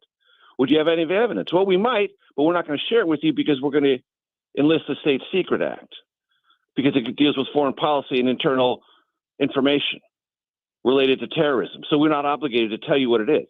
Why does all this matter? If a government, any government, can label you something and never have to prove what that label means or how they arrived at that label for you, and you can never extricate yourself having been so labeled, and if labeled, you can be deported to another country and sent to a maximum security prison from which you can never escape, then we are in a very different place when it comes to due process, civil liberties, and the right guaranteed to those in this country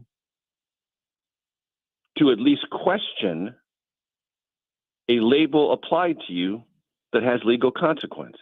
Now, some in your audience might say, I don't care. He's from El Salvador. He entered the country illegally. He doesn't have any of those rights. As someone who applied to stay in this country legally, once entering it illegally, he had some of those rights. My only point about this is, yes, the politics unalterably favor the White House. They love the politics about this. And sometimes due process cases like this don't land all that well politically. But that doesn't mean due process doesn't matter. And it doesn't matter a government, once seduced by the ability to label someone who's not popular, something that makes them easily deported, and due process rights can be evaporated and erased. The temptation sometimes is to extend that authority in other places. And that's the danger here. Major, I know this is a bigger question, but with what is going on right now with Harvard and the Trump administration, I believe, seeking to end its tax-exempt status. Mm-hmm. A lot of universities, right, do take federal funds, and Mm-hmm. and a lot of times behind the scene, maybe a bit more adroitly or discreetly, the government does try to dictate a little bit about how the university conducts itself, whether it be with the Obama administration and Title IX or like the Solomon Amendment, which is pretty meek, saying, okay, federal funded universities have to allow military recruiters on campus. But Right. this one seems to be bigger, more outright, more blatant. What is your thought on this case specifically? And then also this idea that universities receiving federal funding might have to bend a little bit to government dictates? So in the case of the Solomon Amendment, which is about ROTC, that's a free speech thing. That's a due process thing. Can I join a club, or can a club come, or the military come to recruit? Okay. If you're going to get federal funds, you ought to allow that. You can't ban that. And that's what that amendment's about. And yes, there's been a turning of the knobs with certain respects to federal law, accessibility, and things like that. What the administration says is everything about Harvard and all these other universities is about anti-Semitism, making sure that Jewish students and Jewish faculty feel comfortable, not besieged, not harassed, not afraid of violence. That is a completely legitimate issue. It's consistent with federal law. Nobody disputes that. Harvard has tried to engage the administration on this, as many other universities have, about policies that they can review and decide if they're satisfied with or dissatisfied with. That's not what this is about with Harvard, not even close. Read a Wall Street Journal editorial about this earlier this week. They're getting into everything else about Harvard, borderline everything but their curriculum. But even then, they're trying to exert some influence. So it's not about anti-Semitism at all. It's about, how does Harvard hire? How does it review its students? Who gets in and who gets out? Will they submit to an outside audit of all these things? That is essentially how a university operates. And they're using the threat of withholding billions of dollars of federal funds in order to get Harvard to buckle under. And Harvard uniquely said, no, we're not going to. And that's what this confrontation is about. Harvard is willing to fight this out in court. What the administration is trying to do is get people to comply without having to go to court, because they know in court they're probably going to, they should lose, because the federal government doesn't have these broad authorities as described for itself by the Trump administration. Harvard is the first to fight. I had on Ned Lamont, who's the governor of Connecticut, on my show last night, and he said Yale could be next. He wants Yale to do exactly what Harvard has done. If it comes, meaning the Trump administration, and demands things that are outside of the scope of federal law, resist, and resist aggressively. Harvard has. Yale may follow. Other universities may now follow Harvard's lead. We don't know. But this is a clash that's not going away. Major Garrett, we appreciate you as always, and we look forward to the arrival of the new couch for the set. Can't wait to see what it looks like. What if it's floral, like a grandma couch? I hope it is. Oh, Major, make sure there's plastic on it. Make sure there's plastic coverings. Okay. We'll have to order those now, I guess. All right. I don't know why I thought it was a couch this whole time. No couching. Loves talking to us. He does. Okay. All right, guys. Thanks, you, Major.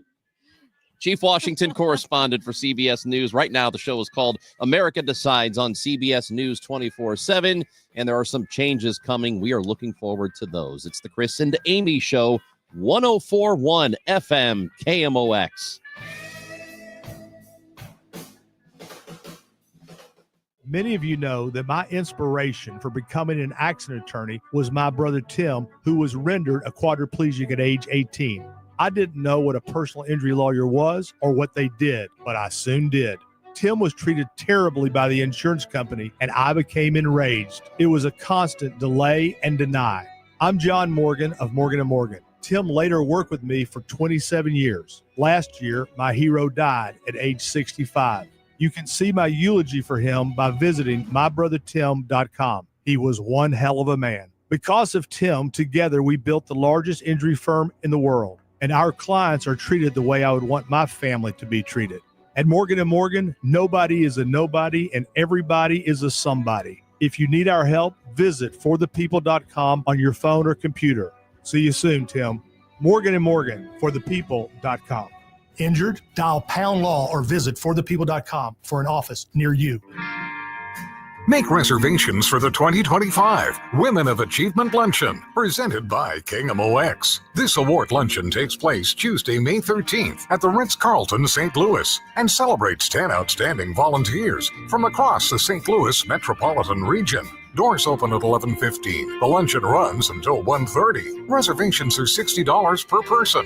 Sign up and find more details now at KMOX.com/events. Trust and Will knows that we'll all eventually need a will. How about right now? Trust and Will makes creating your will easy, like while you're lounging on the couch easy. Trust and Will is designed by attorneys but customized by you, and all documents are state-specific and secure. Find your plan at trustandwill.com and use offer code RADIO now for 20% off. That's trustandwill.com, offer code RADIO. Trust and Will is an online estate planning service. Visit trustandwill.com for details. Seems everything costs more these days. Gas, groceries, and when's the last time you checked your wireless bill? When it comes to Big Wireless, if you're staying, you may be overpaying. Switch to Consumer Cellular to get the same fast nationwide coverage without the big wireless bill. Plans start at just $20 a month, and now for a limited time, new customers can get their second month free. Call 1-888-FREEDOM, visit a store near you, or consumercellular.com and start saving today. Plans include $5 credit for auto pay and e-billing. Taxes, fees, and other third-party charges will apply. See website for additional details. Seems everything costs more these days. Gas, groceries, and when's the last time you checked your wireless bill? When it comes to Big Wireless, if you're staying, you may be overpaying. Switch to Consumer Cellular to get the same fast nationwide coverage without the big wireless bill. Plans start at just $20 a month, and now for a limited time, new customers can get their second month free. Call 1-888-FREEDOM, visit a store near you, or consumercellular.com and start saving today. Plans include $5 credit for auto pay and e-billing. Taxes, fees, and other third-party charges will apply. See website for additional details. Trust Will knows that we'll all eventually need a will. How about right now? Trust Will makes creating your will easy, like while you're lounging on the couch easy. Trust Will is designed by attorneys but customized by you, and all documents are state-specific and secure. Find your plan at trustandwill.com and use offer code RADIO now for 20% off. That's trustandwill.com, offer code RADIO. Trust Will is an online estate planning service. Visit trustandwill.com for details.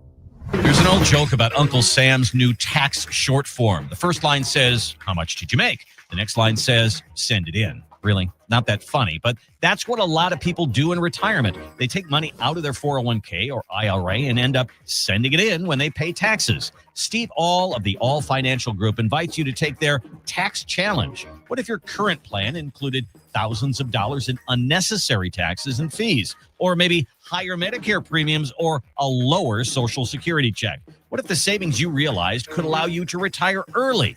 Wouldn't you want to know about that right now?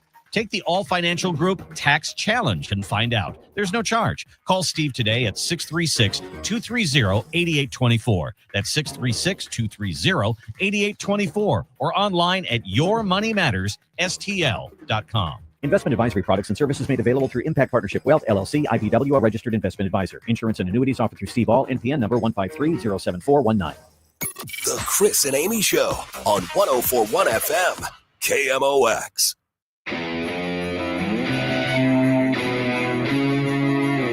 Going to give away some Battlehawks tickets before the show is over, and you need to be listening for your chance to win. Speaking of that, we're going to talk to Battlehawks receiver Gary Jennings. He'll be on the show coming up after the 11 o'clock news. We still have another hour to go. And then the Gas House Gang at 12. It will be Bernie Miklasz and me. We're going to talk some Redbirds with you.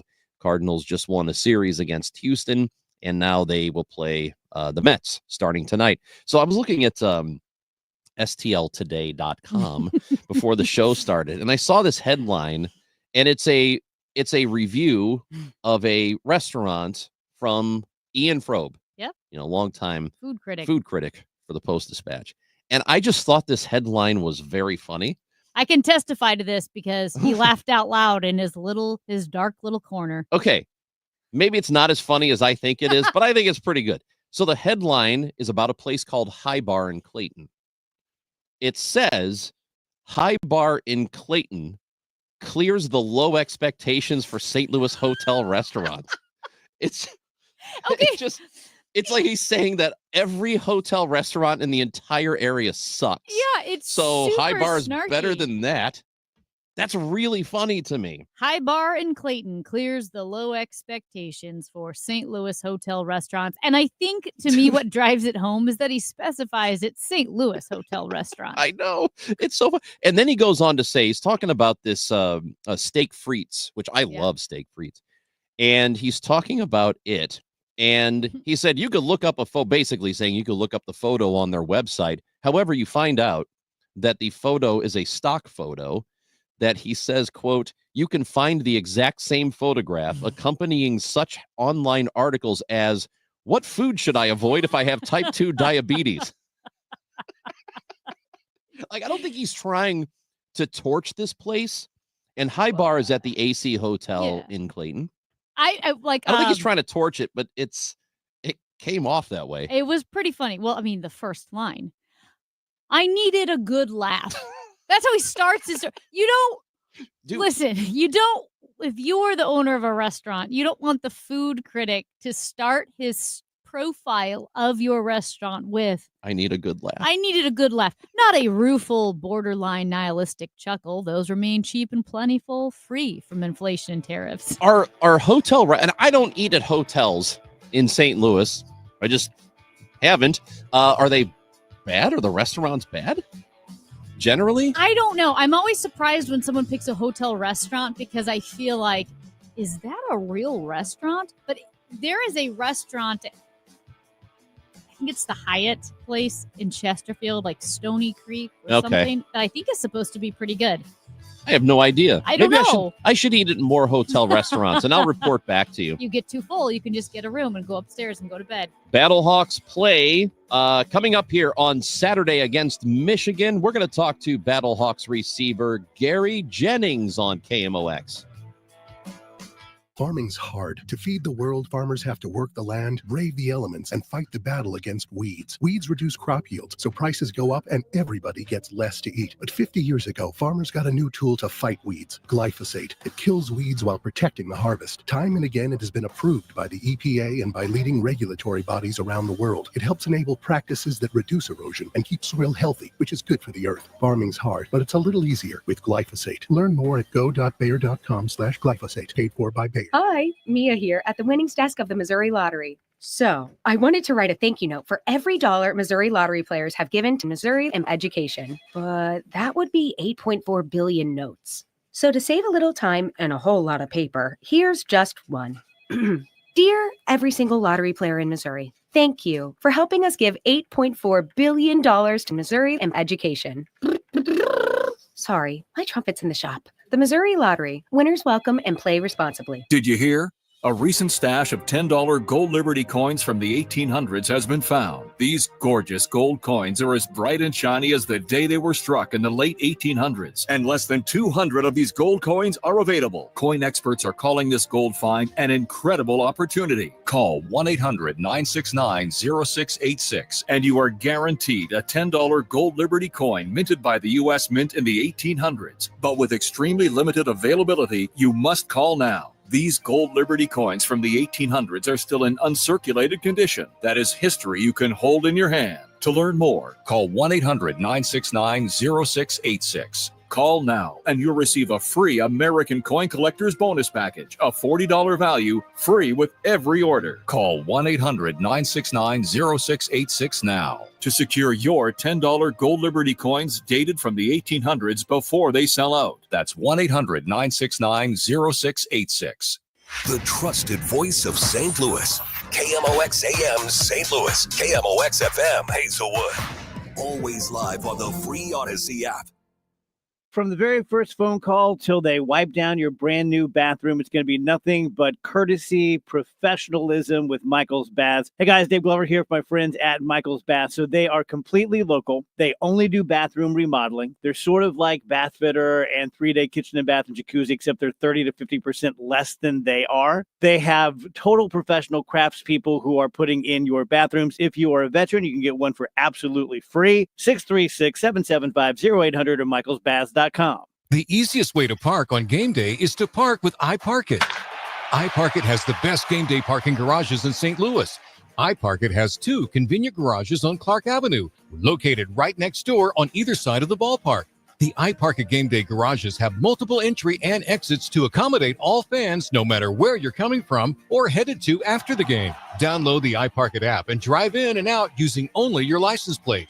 Use iParkit for convenience and peace of mind on game day. It is 11 o'clock, and right now we've got some sunshine peeking through the clouds in downtown St. Louis. It's 59 degrees. I'm Debbie Monterey. Could there be a statewide ballot question for a merger of St. Louis city and county governments? My chances of something like this happening are about a 2% level. Republican State Rep Brad Christ of St. Louis County telling KFDK he's not a fan of the concept as currently proposed, but has agreed to allow a committee hearing on the matter. I think everybody wants some sort of collaboration to see what are the good things that, people do want in this conversation that we can stomach to help the region grow. Christ says places like Detroit, Indianapolis, and Nashville have figured out what it takes to get a region to come together.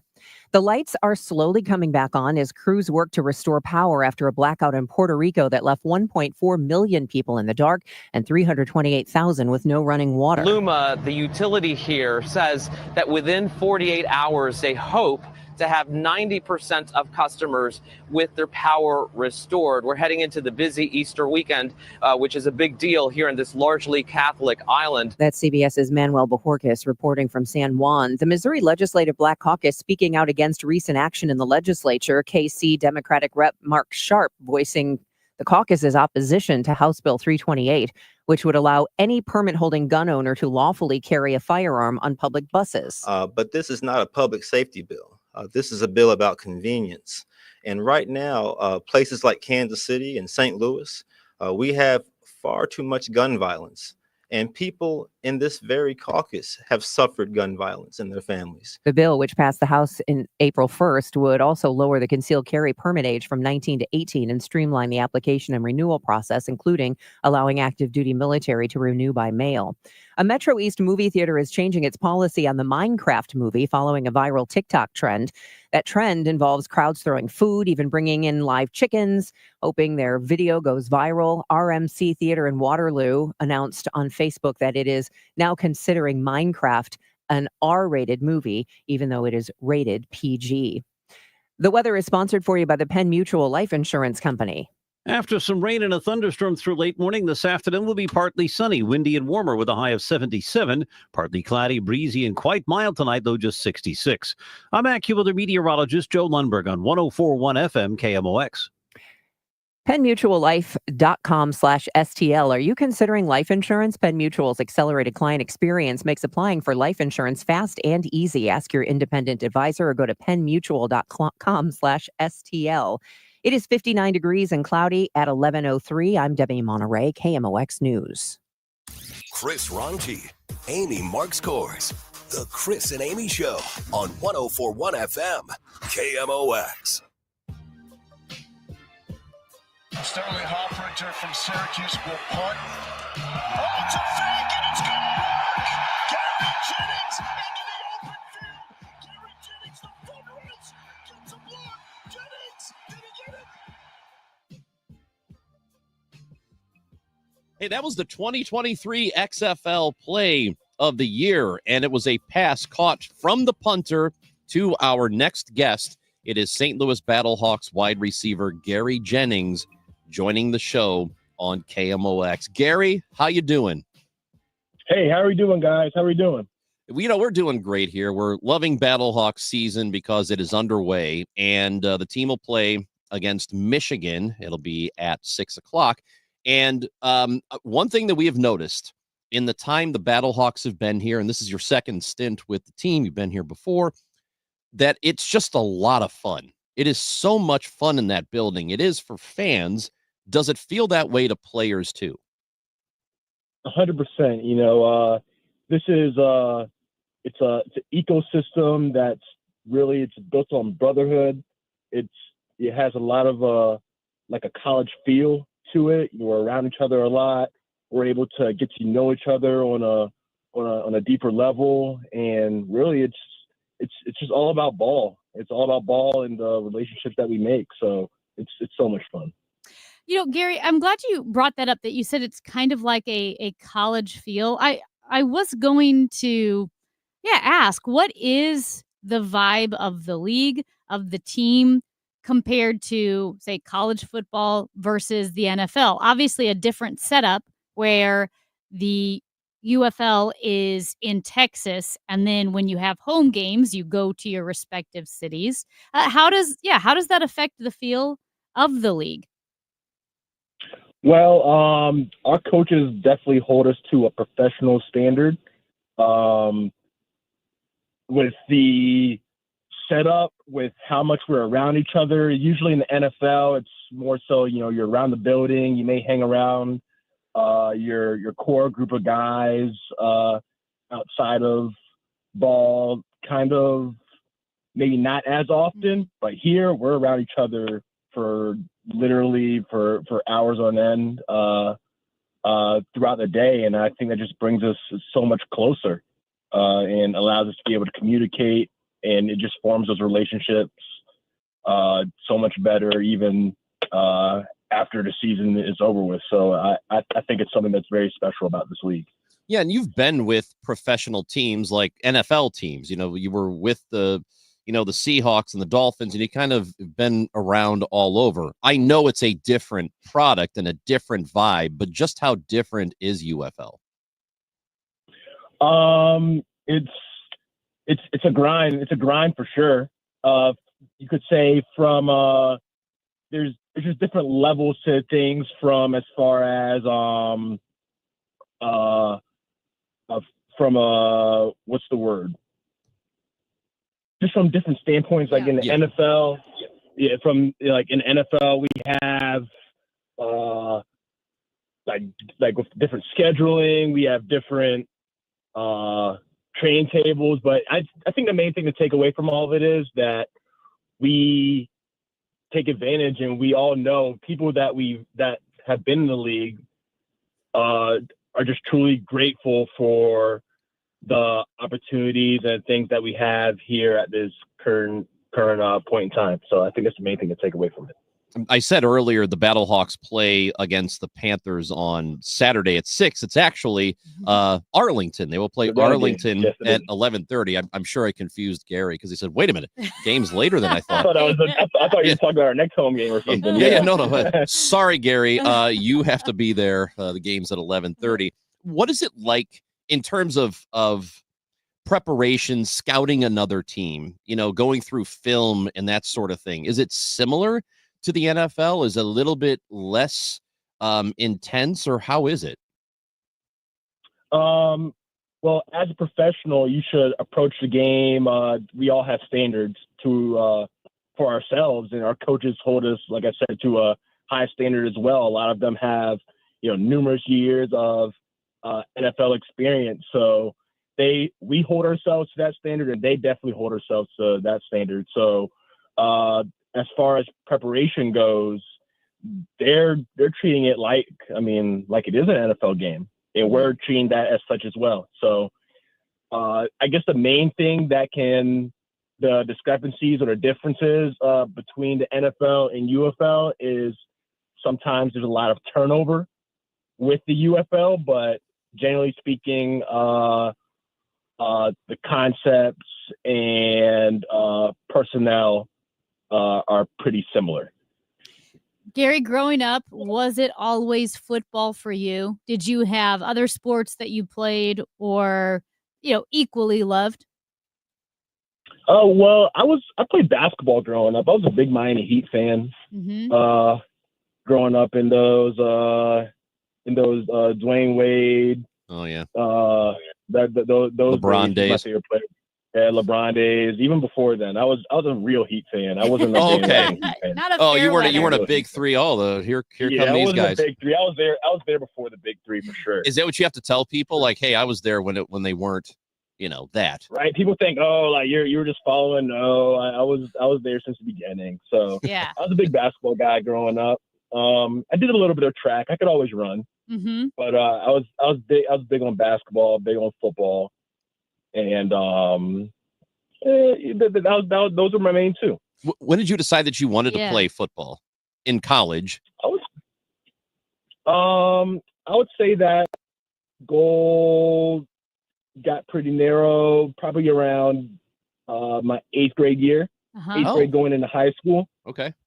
Like I said, I still loved basketball, but I just figured a 6'2" receiver is better than a 6'2" guard at the time. So.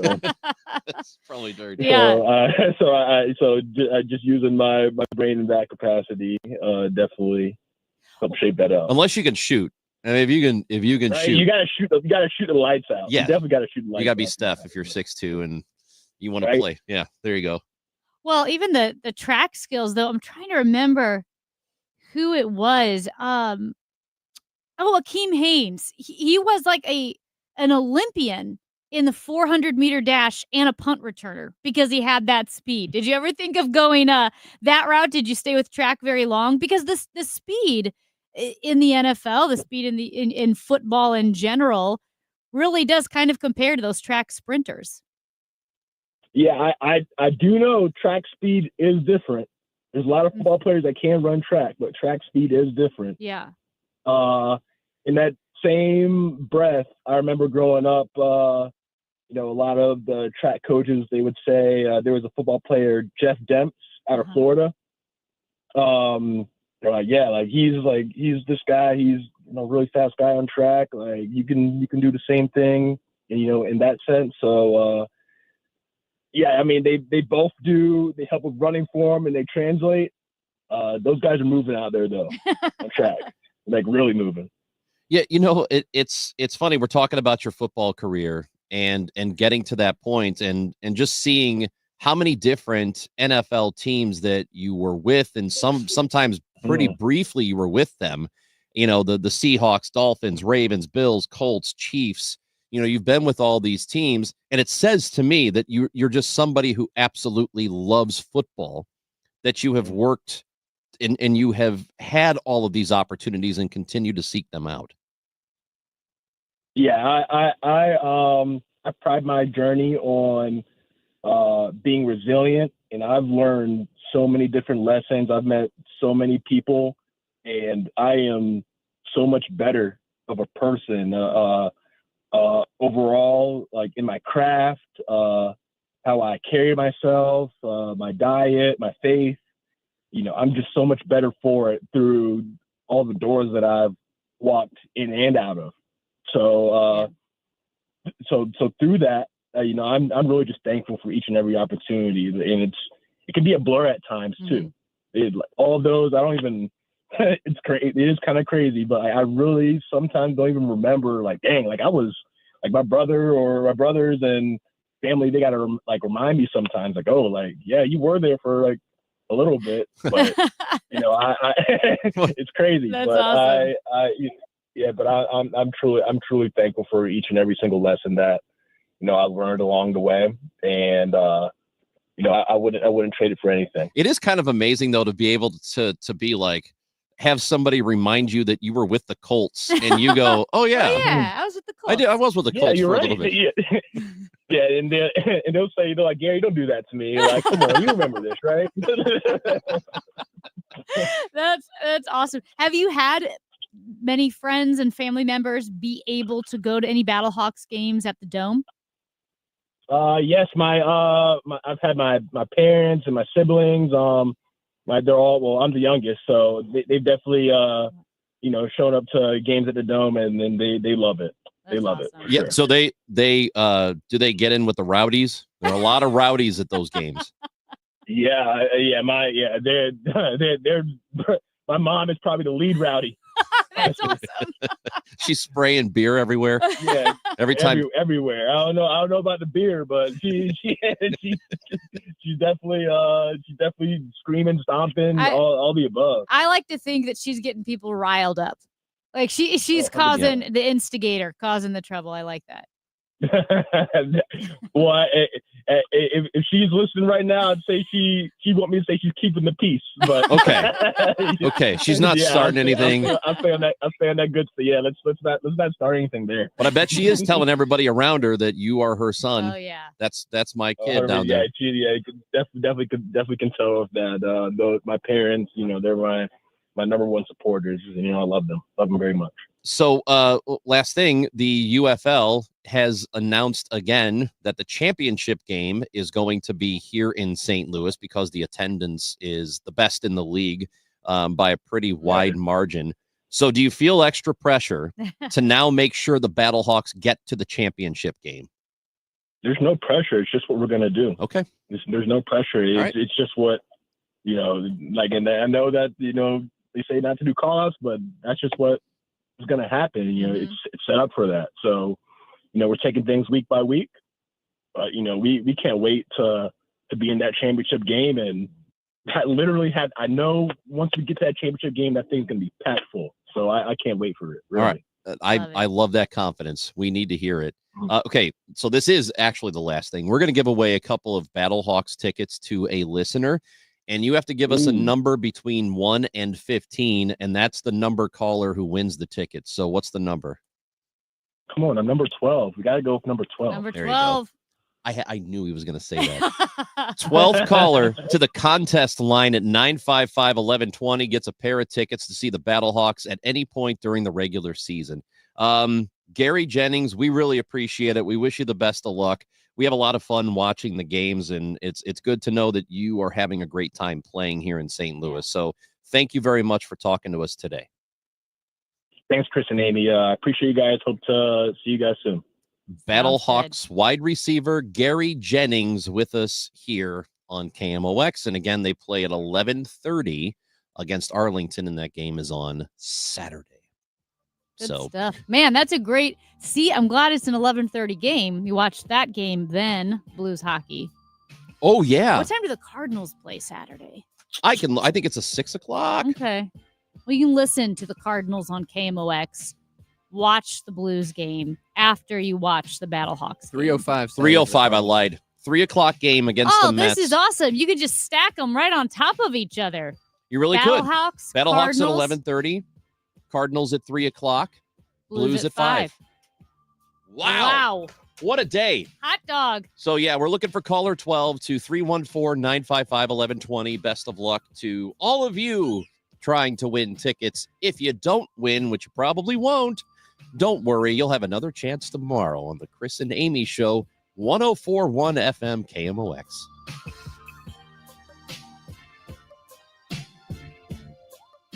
Once you do it, you'll ask yourself, why did we wait so long? I'm talking about making your outdoor space the place that you've always dreamed of. Whether you'd like it to be Party Central or your personal place of rest and relaxation, or a combination of the two, Chesterfield Fence and Deck can make that magic happen for you. So just give them a call or stop by their beautiful showroom and warehouse in the Chesterfield Valley, or online right now at chesterfieldfence.com. Chesterfield Fence and Deck is the sign you have the very best, because other places may offer you a rock bottom price, but you have to consider what kind of a value you're getting when that deck or fence starts splintering, cracking, the nails popping out just one season later. Chesterfield Fence and Deck guarantees their work. They have their own crews with years of experience installing these outdoor projects, and they stand behind everything they do. So it is a true value because it lasts for years to come and it'll look gorgeous. Mention me, Debbie Monterey, and get 20% off your next outdoor project, chesterfieldfence.com. Prescriptions require an online consultation with a healthcare provider who will determine if appropriate. Restrictions apply. See website for details and important safety information. Subscription required. Price varies based on product and subscription plan. Hey guys, millions of men experience ED, but not everyone can access or afford treatments like Viagra. At HIMSS, our own board-certified urologist, Dr. Peter Stahl, knows this better than anyone, and he knows that HIMSS can help. Hi, I'm Dr. Peter Stahl, Senior Vice President of Men's Sexual Health at HIMSS. I've helped many guys with ED, and it has never been more convenient to treat than it is right now, thanks to HIMSS. Through HIMSS.com, you can access a full range of treatment options for ED, including daily or as-needed meds through a 100% online process. If prescribed, your medication is shipped to you for free. Find the ED treatment that fits your needs. Options at up to 95% less than the brand names when you get started at hims.com/joy. To start your free online visit and find ED treatment at up to 95% less than brand name prices, go to hims.com/joy. That's hims.com/joy for your free online visit. We all hear the radio ads about the IRS. They tell you to be afraid, to be scared, and they try to frighten you into calling. I'm not here to do that. Tax Relief Advocates is different. TRA is here to tell you that if you owe money to the IRS, whether it's $5,000, $50,000, or $500,000, we have a solution. It doesn't matter if you're sitting in your car, at work, or with your kids. No matter where you are, call now. 800-575-6481. Don't lose hope. TRA can eliminate or reduce what you owe to the IRS. Generous programs are now available that can give you a fresh start. Our passion is taxes and helping individuals fix their IRS problems. We have over 1,000 5-star reviews on Google and an A+ with the Better Business Bureau. You don't need to be afraid of the IRS any longer. End your tax nightmare today by visiting us online at TRA.com or call 800-575-6481. That's 800-575-6481. Tax Relief Advocates, real solutions for real people. Hey, it's Matt Pauley telling you about i3 Broadband. Are you thinking about upgrading your internet in your home? Probably a pretty good decision to do so if maybe you're with the cable company or you're with some of those big companies. i3 Broadband, it's amazing. They provide the home internet at my home. Super fast. They always mirror their upload and download speeds, which is a really big deal. You won't realize how much faster your internet can be. Plus, it's reliable. The customer service is great. See if they're available in your neighborhood. Put your address in at i3broadband.com. 1120 AM, 104.1 FM, and streaming on the Odyssey app. KMOX is with you however you listen, wherever you listen.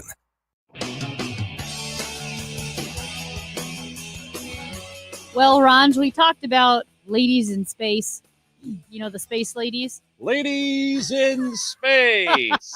I love Ladies in Space.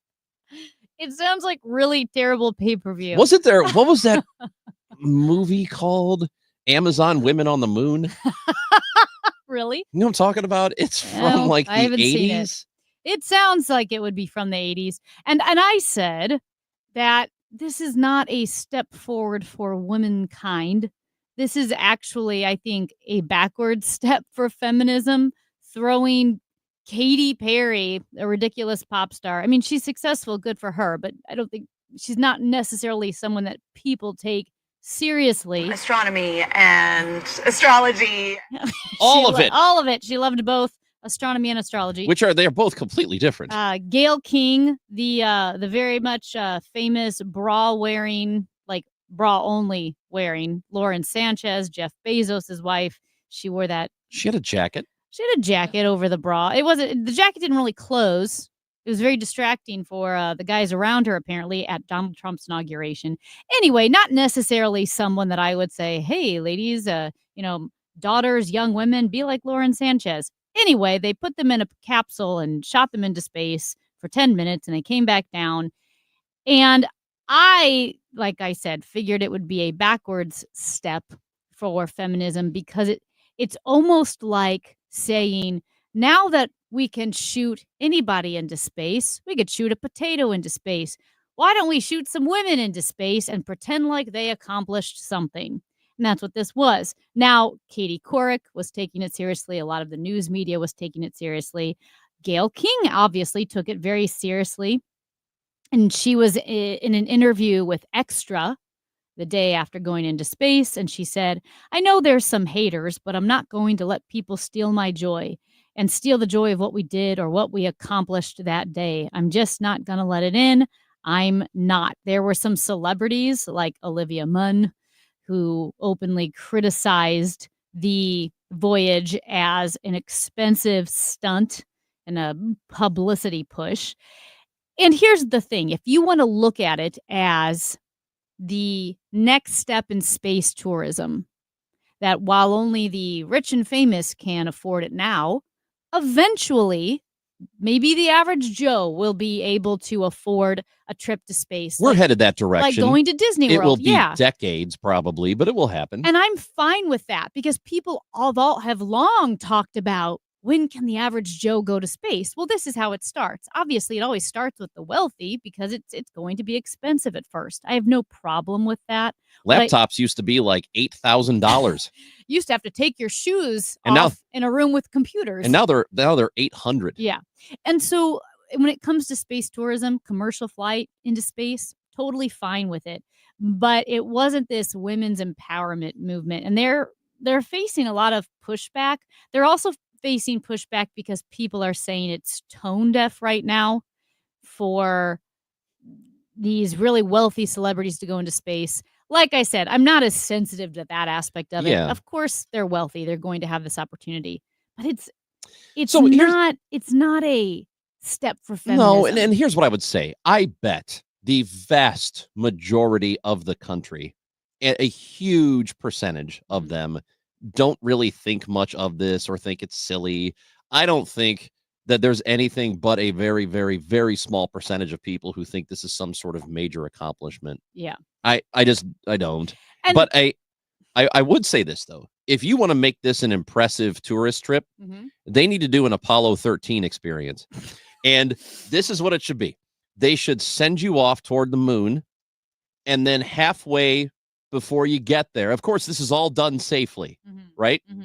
Like halfway, you're almost to the moon, but not quite. They make it feel like there's a real explosion, and then you lose all power. Uh-huh. It gets really, really cold, and then they slingshot you around the moon in total darkness. You have no power or anything. They just recreate the entire Apollo 13 experience, and then they bring you back, and then you land in the ocean. If they did that, and there were some celebrities that got on board with it, I think that would be impressive. Okay. Because it's kind of like, It still wouldn't be an accomplishment. It's that you can handle a ride. Because here's the but it was thing. freezing up there. It was freezing. And you don't get coats. Listen, I get it that it is cool that they were brave enough to do it.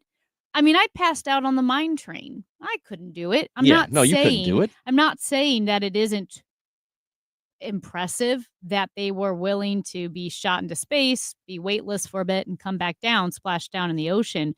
But again, it's not an accomplishment for womankind. Sunny Williams had already been in space for, 8-9 months? And people were giving Katy Perry, she was catching some flack for kissing the ground after being weightless for 4 minutes. I think the whole trip was 10 minutes. Guess who was giving her a ton of trouble? Wendy's. The fast food chain, Wendy's. the social media account. Yeah. They posted that she kissed the ground and she liked it. And then it said, can we send her back? So I don't know what Wendy's beef is with Katy Perry. The Wendy's has nothing but beef. What do you mean? Everybody was asking where it is, and Wendy's is telling you it's right here. I thought it was Arby's. Where's the beef, Wendy's? Arby's is asking where's the beef, and Wendy's is saying... We're not doing details here.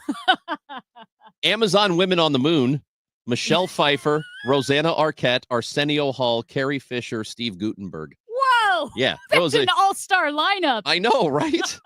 That's a lot of great people. Kelly Preston, Ed Begley Jr. Wow. Right? What year? Amazon Women, 1987. What, it's you, a sci-fi can you read us the comedy premise? film. In this film of unconnected humor sketches, bad movies, and late-night television are parodied extensively. A doctor has to help Brenda give birth with unexpected results. This is there are multiple. It's like, I guess, sketches here is what it is. I think I've seen it, but I don't remember it. Amazon Women on the Moon. Yeah, I like it. I know I've seen it, but I don't. It made $548,000 at the box office. I thought you were going to say made $548. If you've seen Amazon Women on the Moon, yeah. Let us know if it's funny or not. I know I've seen it. I was young. I don't remember it, so I can't tell. What is more impressive to you, that Gayle King and Katy Perry went to space, or that they made Amazon Women on the Moon with that lineup? I mean, and it only made, it was $500,000 good in the late 80s for a movie. Think so. I think even in the 80s, that's not great. Doesn't sound good. I love Steve Guttenberg. I know you love Steve Guttenberg. Guttenberg. What? Remember we had Michael Winslow in here Mhm. a few weeks ago? The Voices guy? Steve Guttenberg was in one of the first Hallmark Christmas movies, like Oh. when they got really popular. It was Yeah. Single Santa Seeking Mrs. Claus. And he was helping people during the California fires. Oh, he was. Well, and the reporter who interviewed him did not know who he was. Did the whole interview and said, "And what is your name?" Just watch one Police Academy movie, would you? Watch It Takes Two with Kirstie Alley and the Olsen twins and Steve Guttenberg. What's the movie about being the 3 men and a baby? Mhm. That one too. He's in Remember, what's the one with the robot? that. Oh, Short Circuit? Short Circuit! Johnny number 5? Johnny 5. Dude, I love Short Circuit. Steve Guttenberg might be the best actor ever. Okay. That's Amy Marks Coors. I'm Chris Ranji. Don't forget the Gas House Gang. It's coming up, Bernie Miklasz and me. That starts at 12 o'clock. We'll talk some Cardinals baseball, Blues hockey, and all of it on KMOX.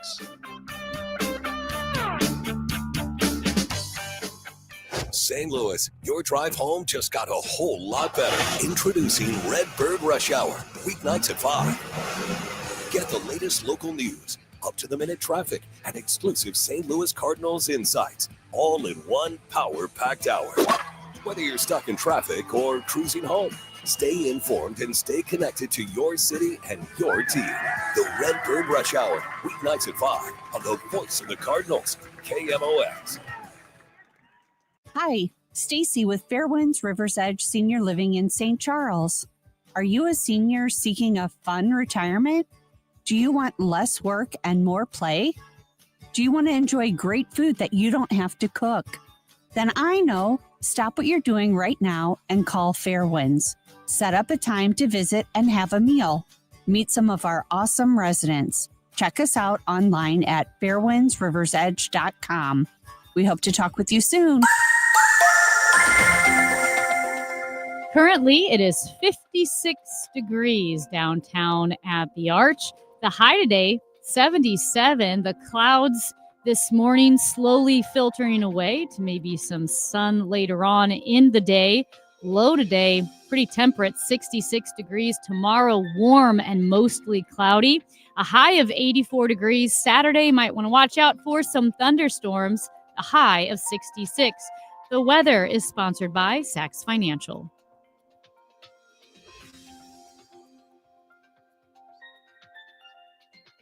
This is Jeff Sachs at Sachs Financial, retiresafestl.com. Retirement security means a peace of mind, knowing you have the freedom to live the life of your dreams and to wake up each day without financial stress. Let us simplify your retirement today. Retiresafestl.com.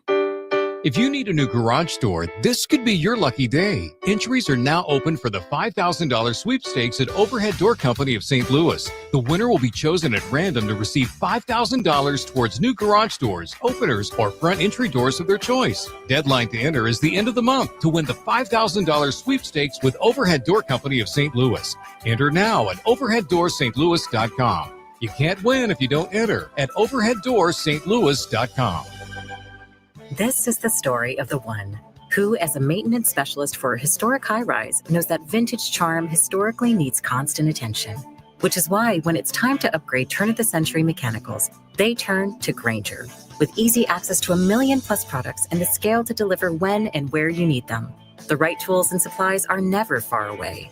So the one can keep that vintage building running like new. Call, click Grainger.com, or just stop by. Grainger, for the ones who get it done. Our daughter Jessie loves playing detective. A clue. But since we discovered she has sensitive skin, we've been playing detective too.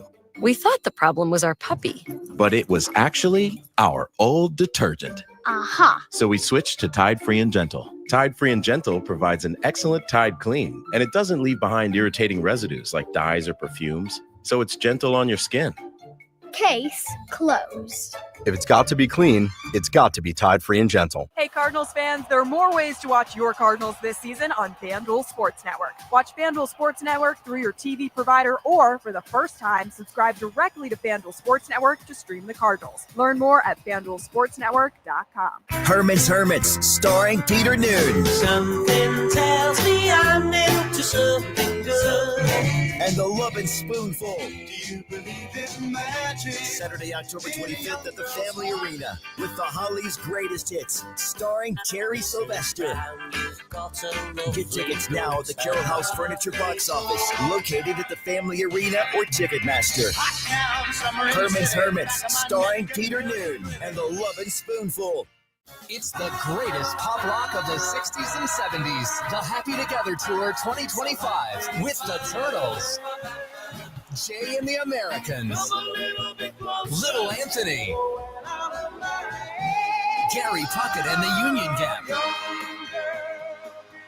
the Vogues, and the Cowsills. August 21st, the Family Arena. Reserve seats on sale now at the Carroll House Furniture box office located at the Family Arena or Ticketmaster. Hi, my name is Christina Straight, the owner of Straight Realty, and I'm asking you, what do you want in a realtor? Do you want experience? I've been a broker for over 21 years. Do you want to know how much I've sold? I've sold over $500 million, yes, $1 billion with a B, in sales. Do you want value? I now list properties for only 2%. So, if you're looking for all these things and want the best, then call me 314-441-4444. Why pay more than 2? You can also listen to my podcast on my website, straightrealty.com. Commissions are not regulated and negotiable. Straight Realty is a licensed broker in the state of Missouri. If you owe the IRS, you have a legal issue, and you need the Lance Drury Law Firm. We'll protect your rights. Log on at lancedrurylaw.com. Today, the Cards, the Mets, and the Total Access 515. Cardinals Radio, 104.1 FM, KMOX.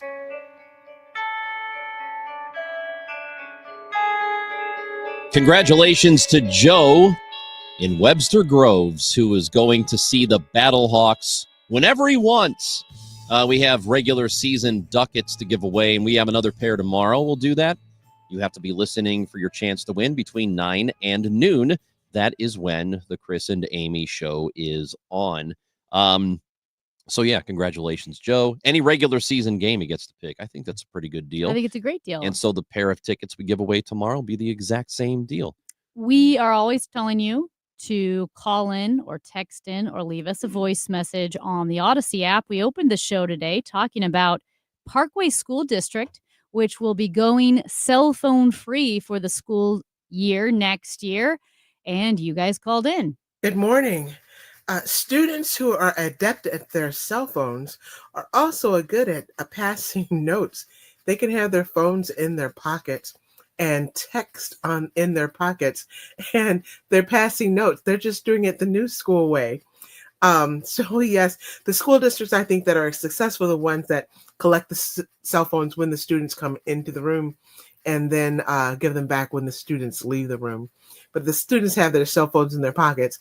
They know how to text without looking at the phone, and they can do it very well from a teacher and a principal who's had to go through this.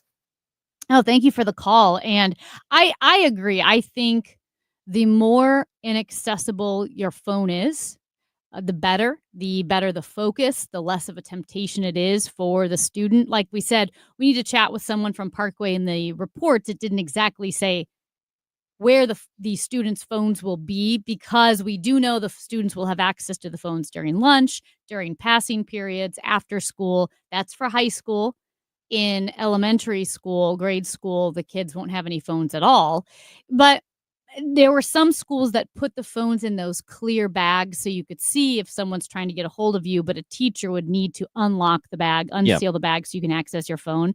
I think the further the phone is away from you in general, the better. And I totally agree. Like even with sleeping, they say that putting your phone on your dresser is not even the same as putting your phone in a separate room. And you really can feel the difference. You can tell when your phone's in a separate room, or if you have your phone and you're trying to tell yourself not to look at it because it's in your pocket versus leaving it at home. Obviously, two different experiences. And so, yeah, I'm sure kids will figure out a way, if their phones aren't locked up, to kind of work the system. But at this point, anything helps. So then just make it so that they have to turn in their phone when they come in. Look, if it's an emergency situation, somebody in the room, a teacher will have access, or maybe one student is designated to have access to a phone. If there is some kind of emergency, that's fine. But everybody doesn't have to have one. Yeah. This can be done. I think the kids will love it. The kids that were interviewed in these multiple schools that have done this already are so grateful for the policy. Because here's what it is. It's fear of missing out. If everybody has to do it, nobody's missing out.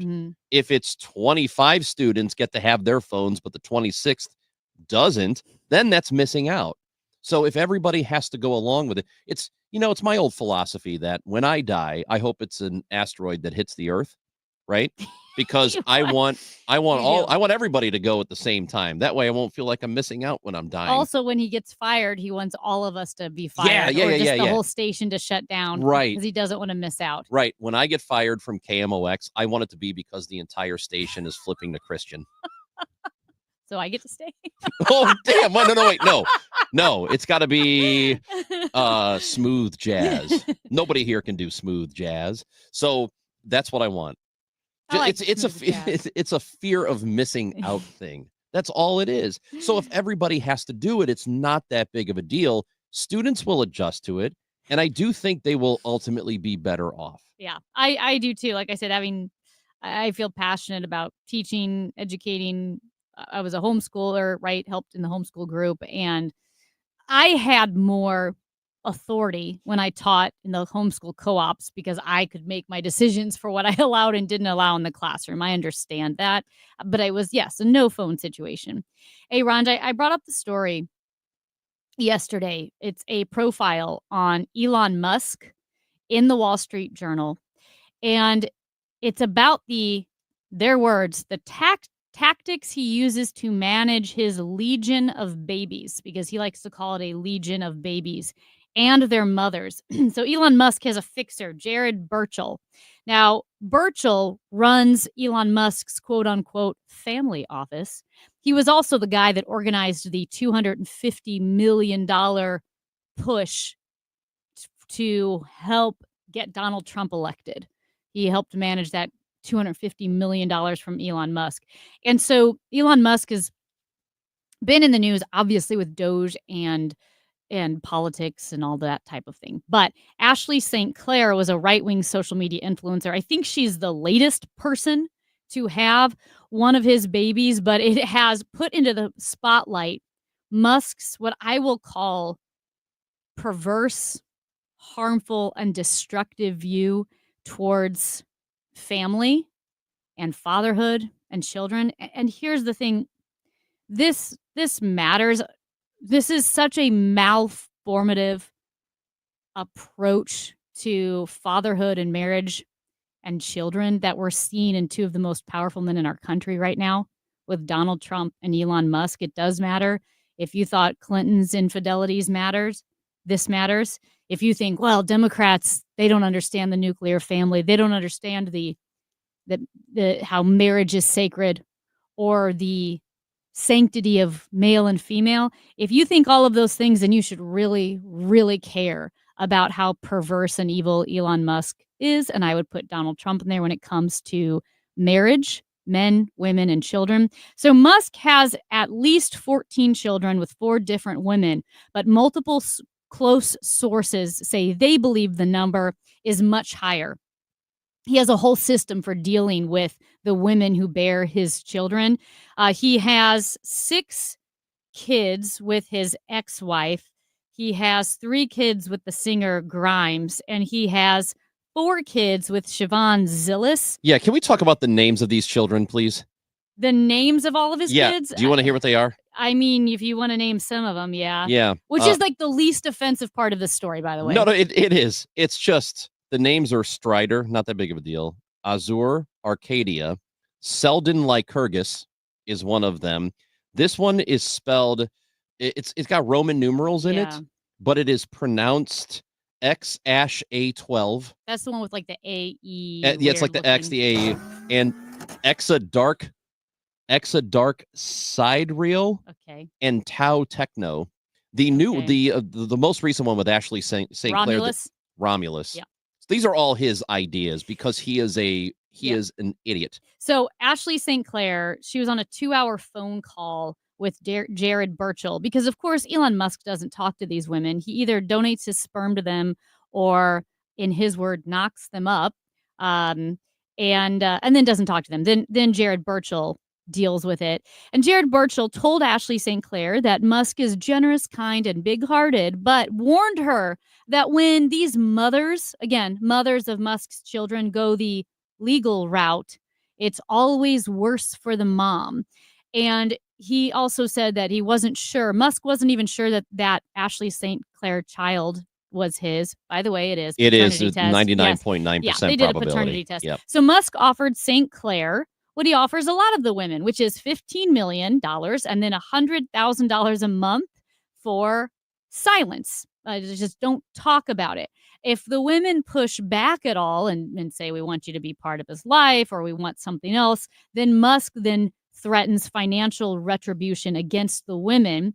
And the more they push back, the more maybe he sues them. Maybe he cuts off their funding altogether. He said it's a meritocracy where benefits flow when, quote, people do good work. So he wants the women to fall in line. A meritocracy for his children? Yeah. Okay. It's so gross. Also, again, he believes that civilization will crumble if people don't have more kids, right? You think, okay, well, I'm a pro-natalist. Kids are a blessing.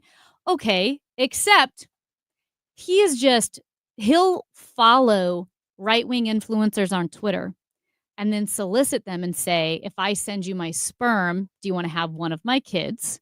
Because he thinks that, oh, you look smart. That's why he reached out to Siobhan Zillis. He donated his sperm to her. She was on the Bloomberg 30 under 30 because he wants smart people to have kids. He thought she looked smart. He thinks he's smart. He doesn't want poor people to have kids. He doesn't want third world countries to have kids. That concerns him. He just wants, the elites to have kids. He also went on vacation with Ashley St. Clair and hey, let's have sex now. Pick a name. Let's go for it. Pick a name for the kid. He also, again, this is kind of adult content, but he doesn't believe in vaginal births. because he thinks that if you have births naturally, it will diminish the ability of the brain to grow. He thinks the brains can't grow big enough if you have a vaginal birth, which The brain of the baby. the brain of the baby, which every doctor will tell you the benefits of the baby and the mother to have a vaginal birth if possible. So he pressures these women into getting C-sections, getting cut open to have these babies because he doesn't believe in vaginal births. He thinks they're wrong. He also doesn't believe in circumcision and pressures this into the women who are having these kids. And I just want to say, I have never seen it. It grosses me out. I think it's important. Let's not even talk politics. Let's just talk about what a perverse, evil approach to fatherhood this is. This is the kind of behavior that you engage in when you have When you're psychotic? Well, yes, but you have an ungodly amount of money to be able to do whatever you want and convince people of whatever you want. Money buys influence, and it buys a lot of leeway when you're nuts. Because people will put up with it because he's got a lot of money and he can help me out with all of his money. So we're going to allow him to just be a lunatic because he's a multi-billionaire. And again, for me, it's the hypocrisy of people saying Democrats don't value male and female. Democrats don't value babies. Democrats don't value marriage.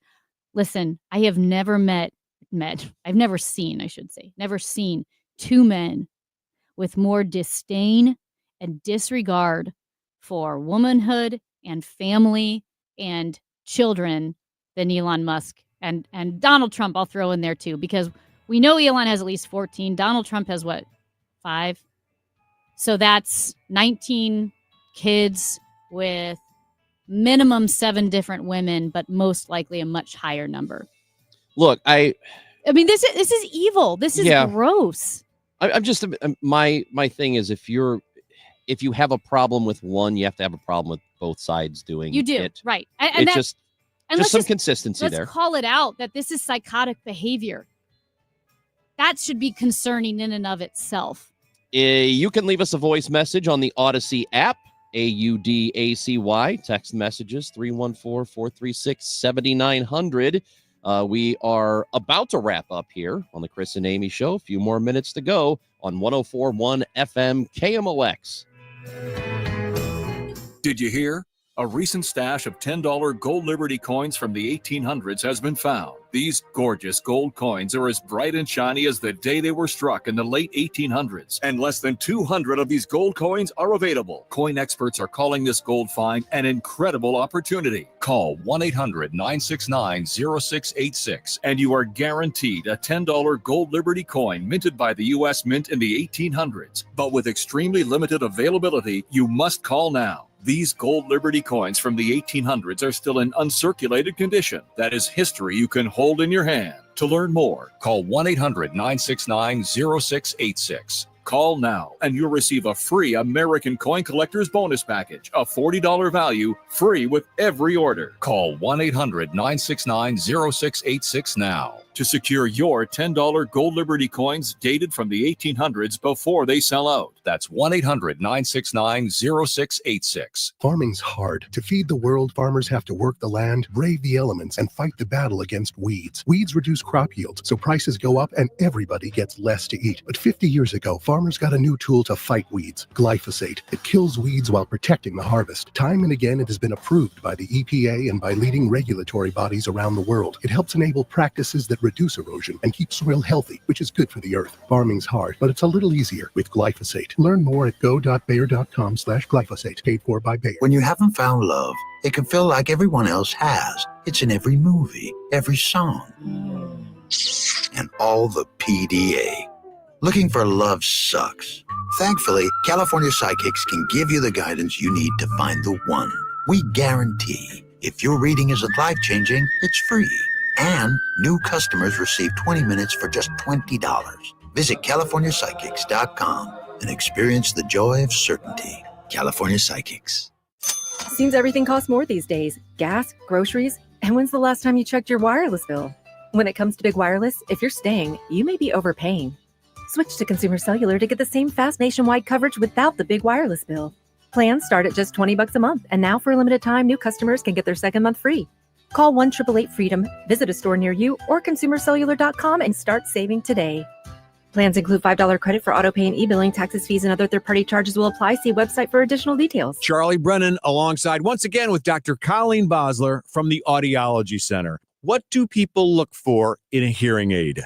People want a hearing aid that will help them to hear their family at dinner, their grandchildren, or help them hear their friends at their weekly breakfast get-togethers. Expectations have always been high with hearing aids, and the hearing aids are always improving. The latest technology has great ease of use, Bluetooth capabilities, and better understanding in the speech and noisy places. We're hosting our spring sale event April 21st and 22nd this year. It's an event where you can listen to the hearing aids for yourself. For 2 days only, we're offering $700 off a set of the latest hearing aid technology, free earwax removal, free hearing screenings, and free hearing aid cleanings. We're so confident that you're going to love this new hearing aid that we're giving away free trial periods. Thanks, Dr. Bosler. Again, the spring sales event, April 21st and 22nd. To learn more, the Audiology Center, STL.com. Feel like everything's clouded by doubt? Visit CaliforniaPsychics.com. Our psychics are available to talk 24/7, and we guarantee if it's not life-changing, it's free. Experience the joy of certainty. California Psychics. First time seeing my son, I feel like my life did a 180. He really a definition of like why he loves somebody.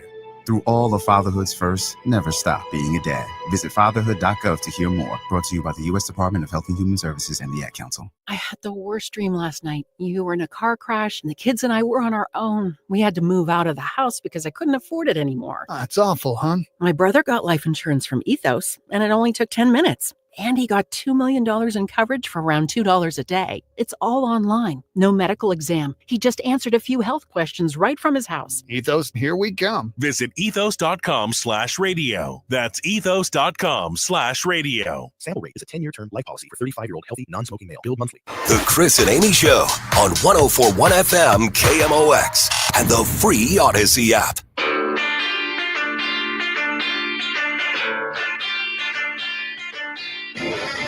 Gas House Gang is coming up just after 12 o'clock. Bernie Miklasz and I will talk Cardinals baseball. We'll start there. Going to have some Blues talk for you as well because we know the Blues are going to play on Saturday in the playoffs, Game 1 against the Winnipeg Jets. So that is happening today in a matter of minutes. We were just talking about Elon Musk and his odd behavior when it comes to Evil. fathering children Perverted. with multiple women and then paying them for it. It's very, very strange. And fathering them in different ways, by the way. Sometimes Yeah. he just wants to, quote, knock them up and just goes on a vacation to have sex. Other times he just donates sperm to people he never met. And he met them on, he got to know them on Twitter. Steve is with us from Kirkwood. Hello, Steve. Hey, guys, I couldn't agree with you more as far as the morals. I don't know Elon Musk, but on face value, that's pretty screwed up. I voted for Trump. I don't like him as a human being. I like his policies. His policies to me are rock solid, and including the tariffs. I was an economics major, and I agree with what he's doing long term. But I think my greatest achievement of my life with my wife of 37 years is my 2 kids. And I got to give, as much as I don't like Trump, he's raised some, on face value, some pretty well-rounded, educated, well-mannered children. I mean, Joe Biden he's raised some really problem children. So I don't know Elon Musk. I don't know. He must really want to have a lot of kids. $15 million. Unfortunately, I know a lot of people would think that was a great deal to walk away with $15 million. I'm not like that. I believe in morals. I believe in the marriage. I'm excited about the Easter season. So I would consider myself a pretty moral guy. But as much as I want to blast Trump, and I would not want him dating my sister, my daughter, or my wife, he's raised good kids. I can't say that about Hunter Biden, who's probably one of the biggest pieces of trash I've ever seen in my entire life. So, well, that's not even necessary. We appreciate the phone call. That's not. Sometimes you can try to do good as a parent, and then it doesn't work out. I wouldn't say his son, who served in the military and subsequently died from an illness, was a piece of trash.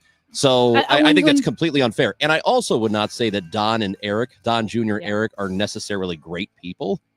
they Right. kind of suck too. So I'm not really sure where you're coming from there. And when kids grow up, eventually they make their own decisions. Yeah, of course. And yes. And so I would never hold that against Joe.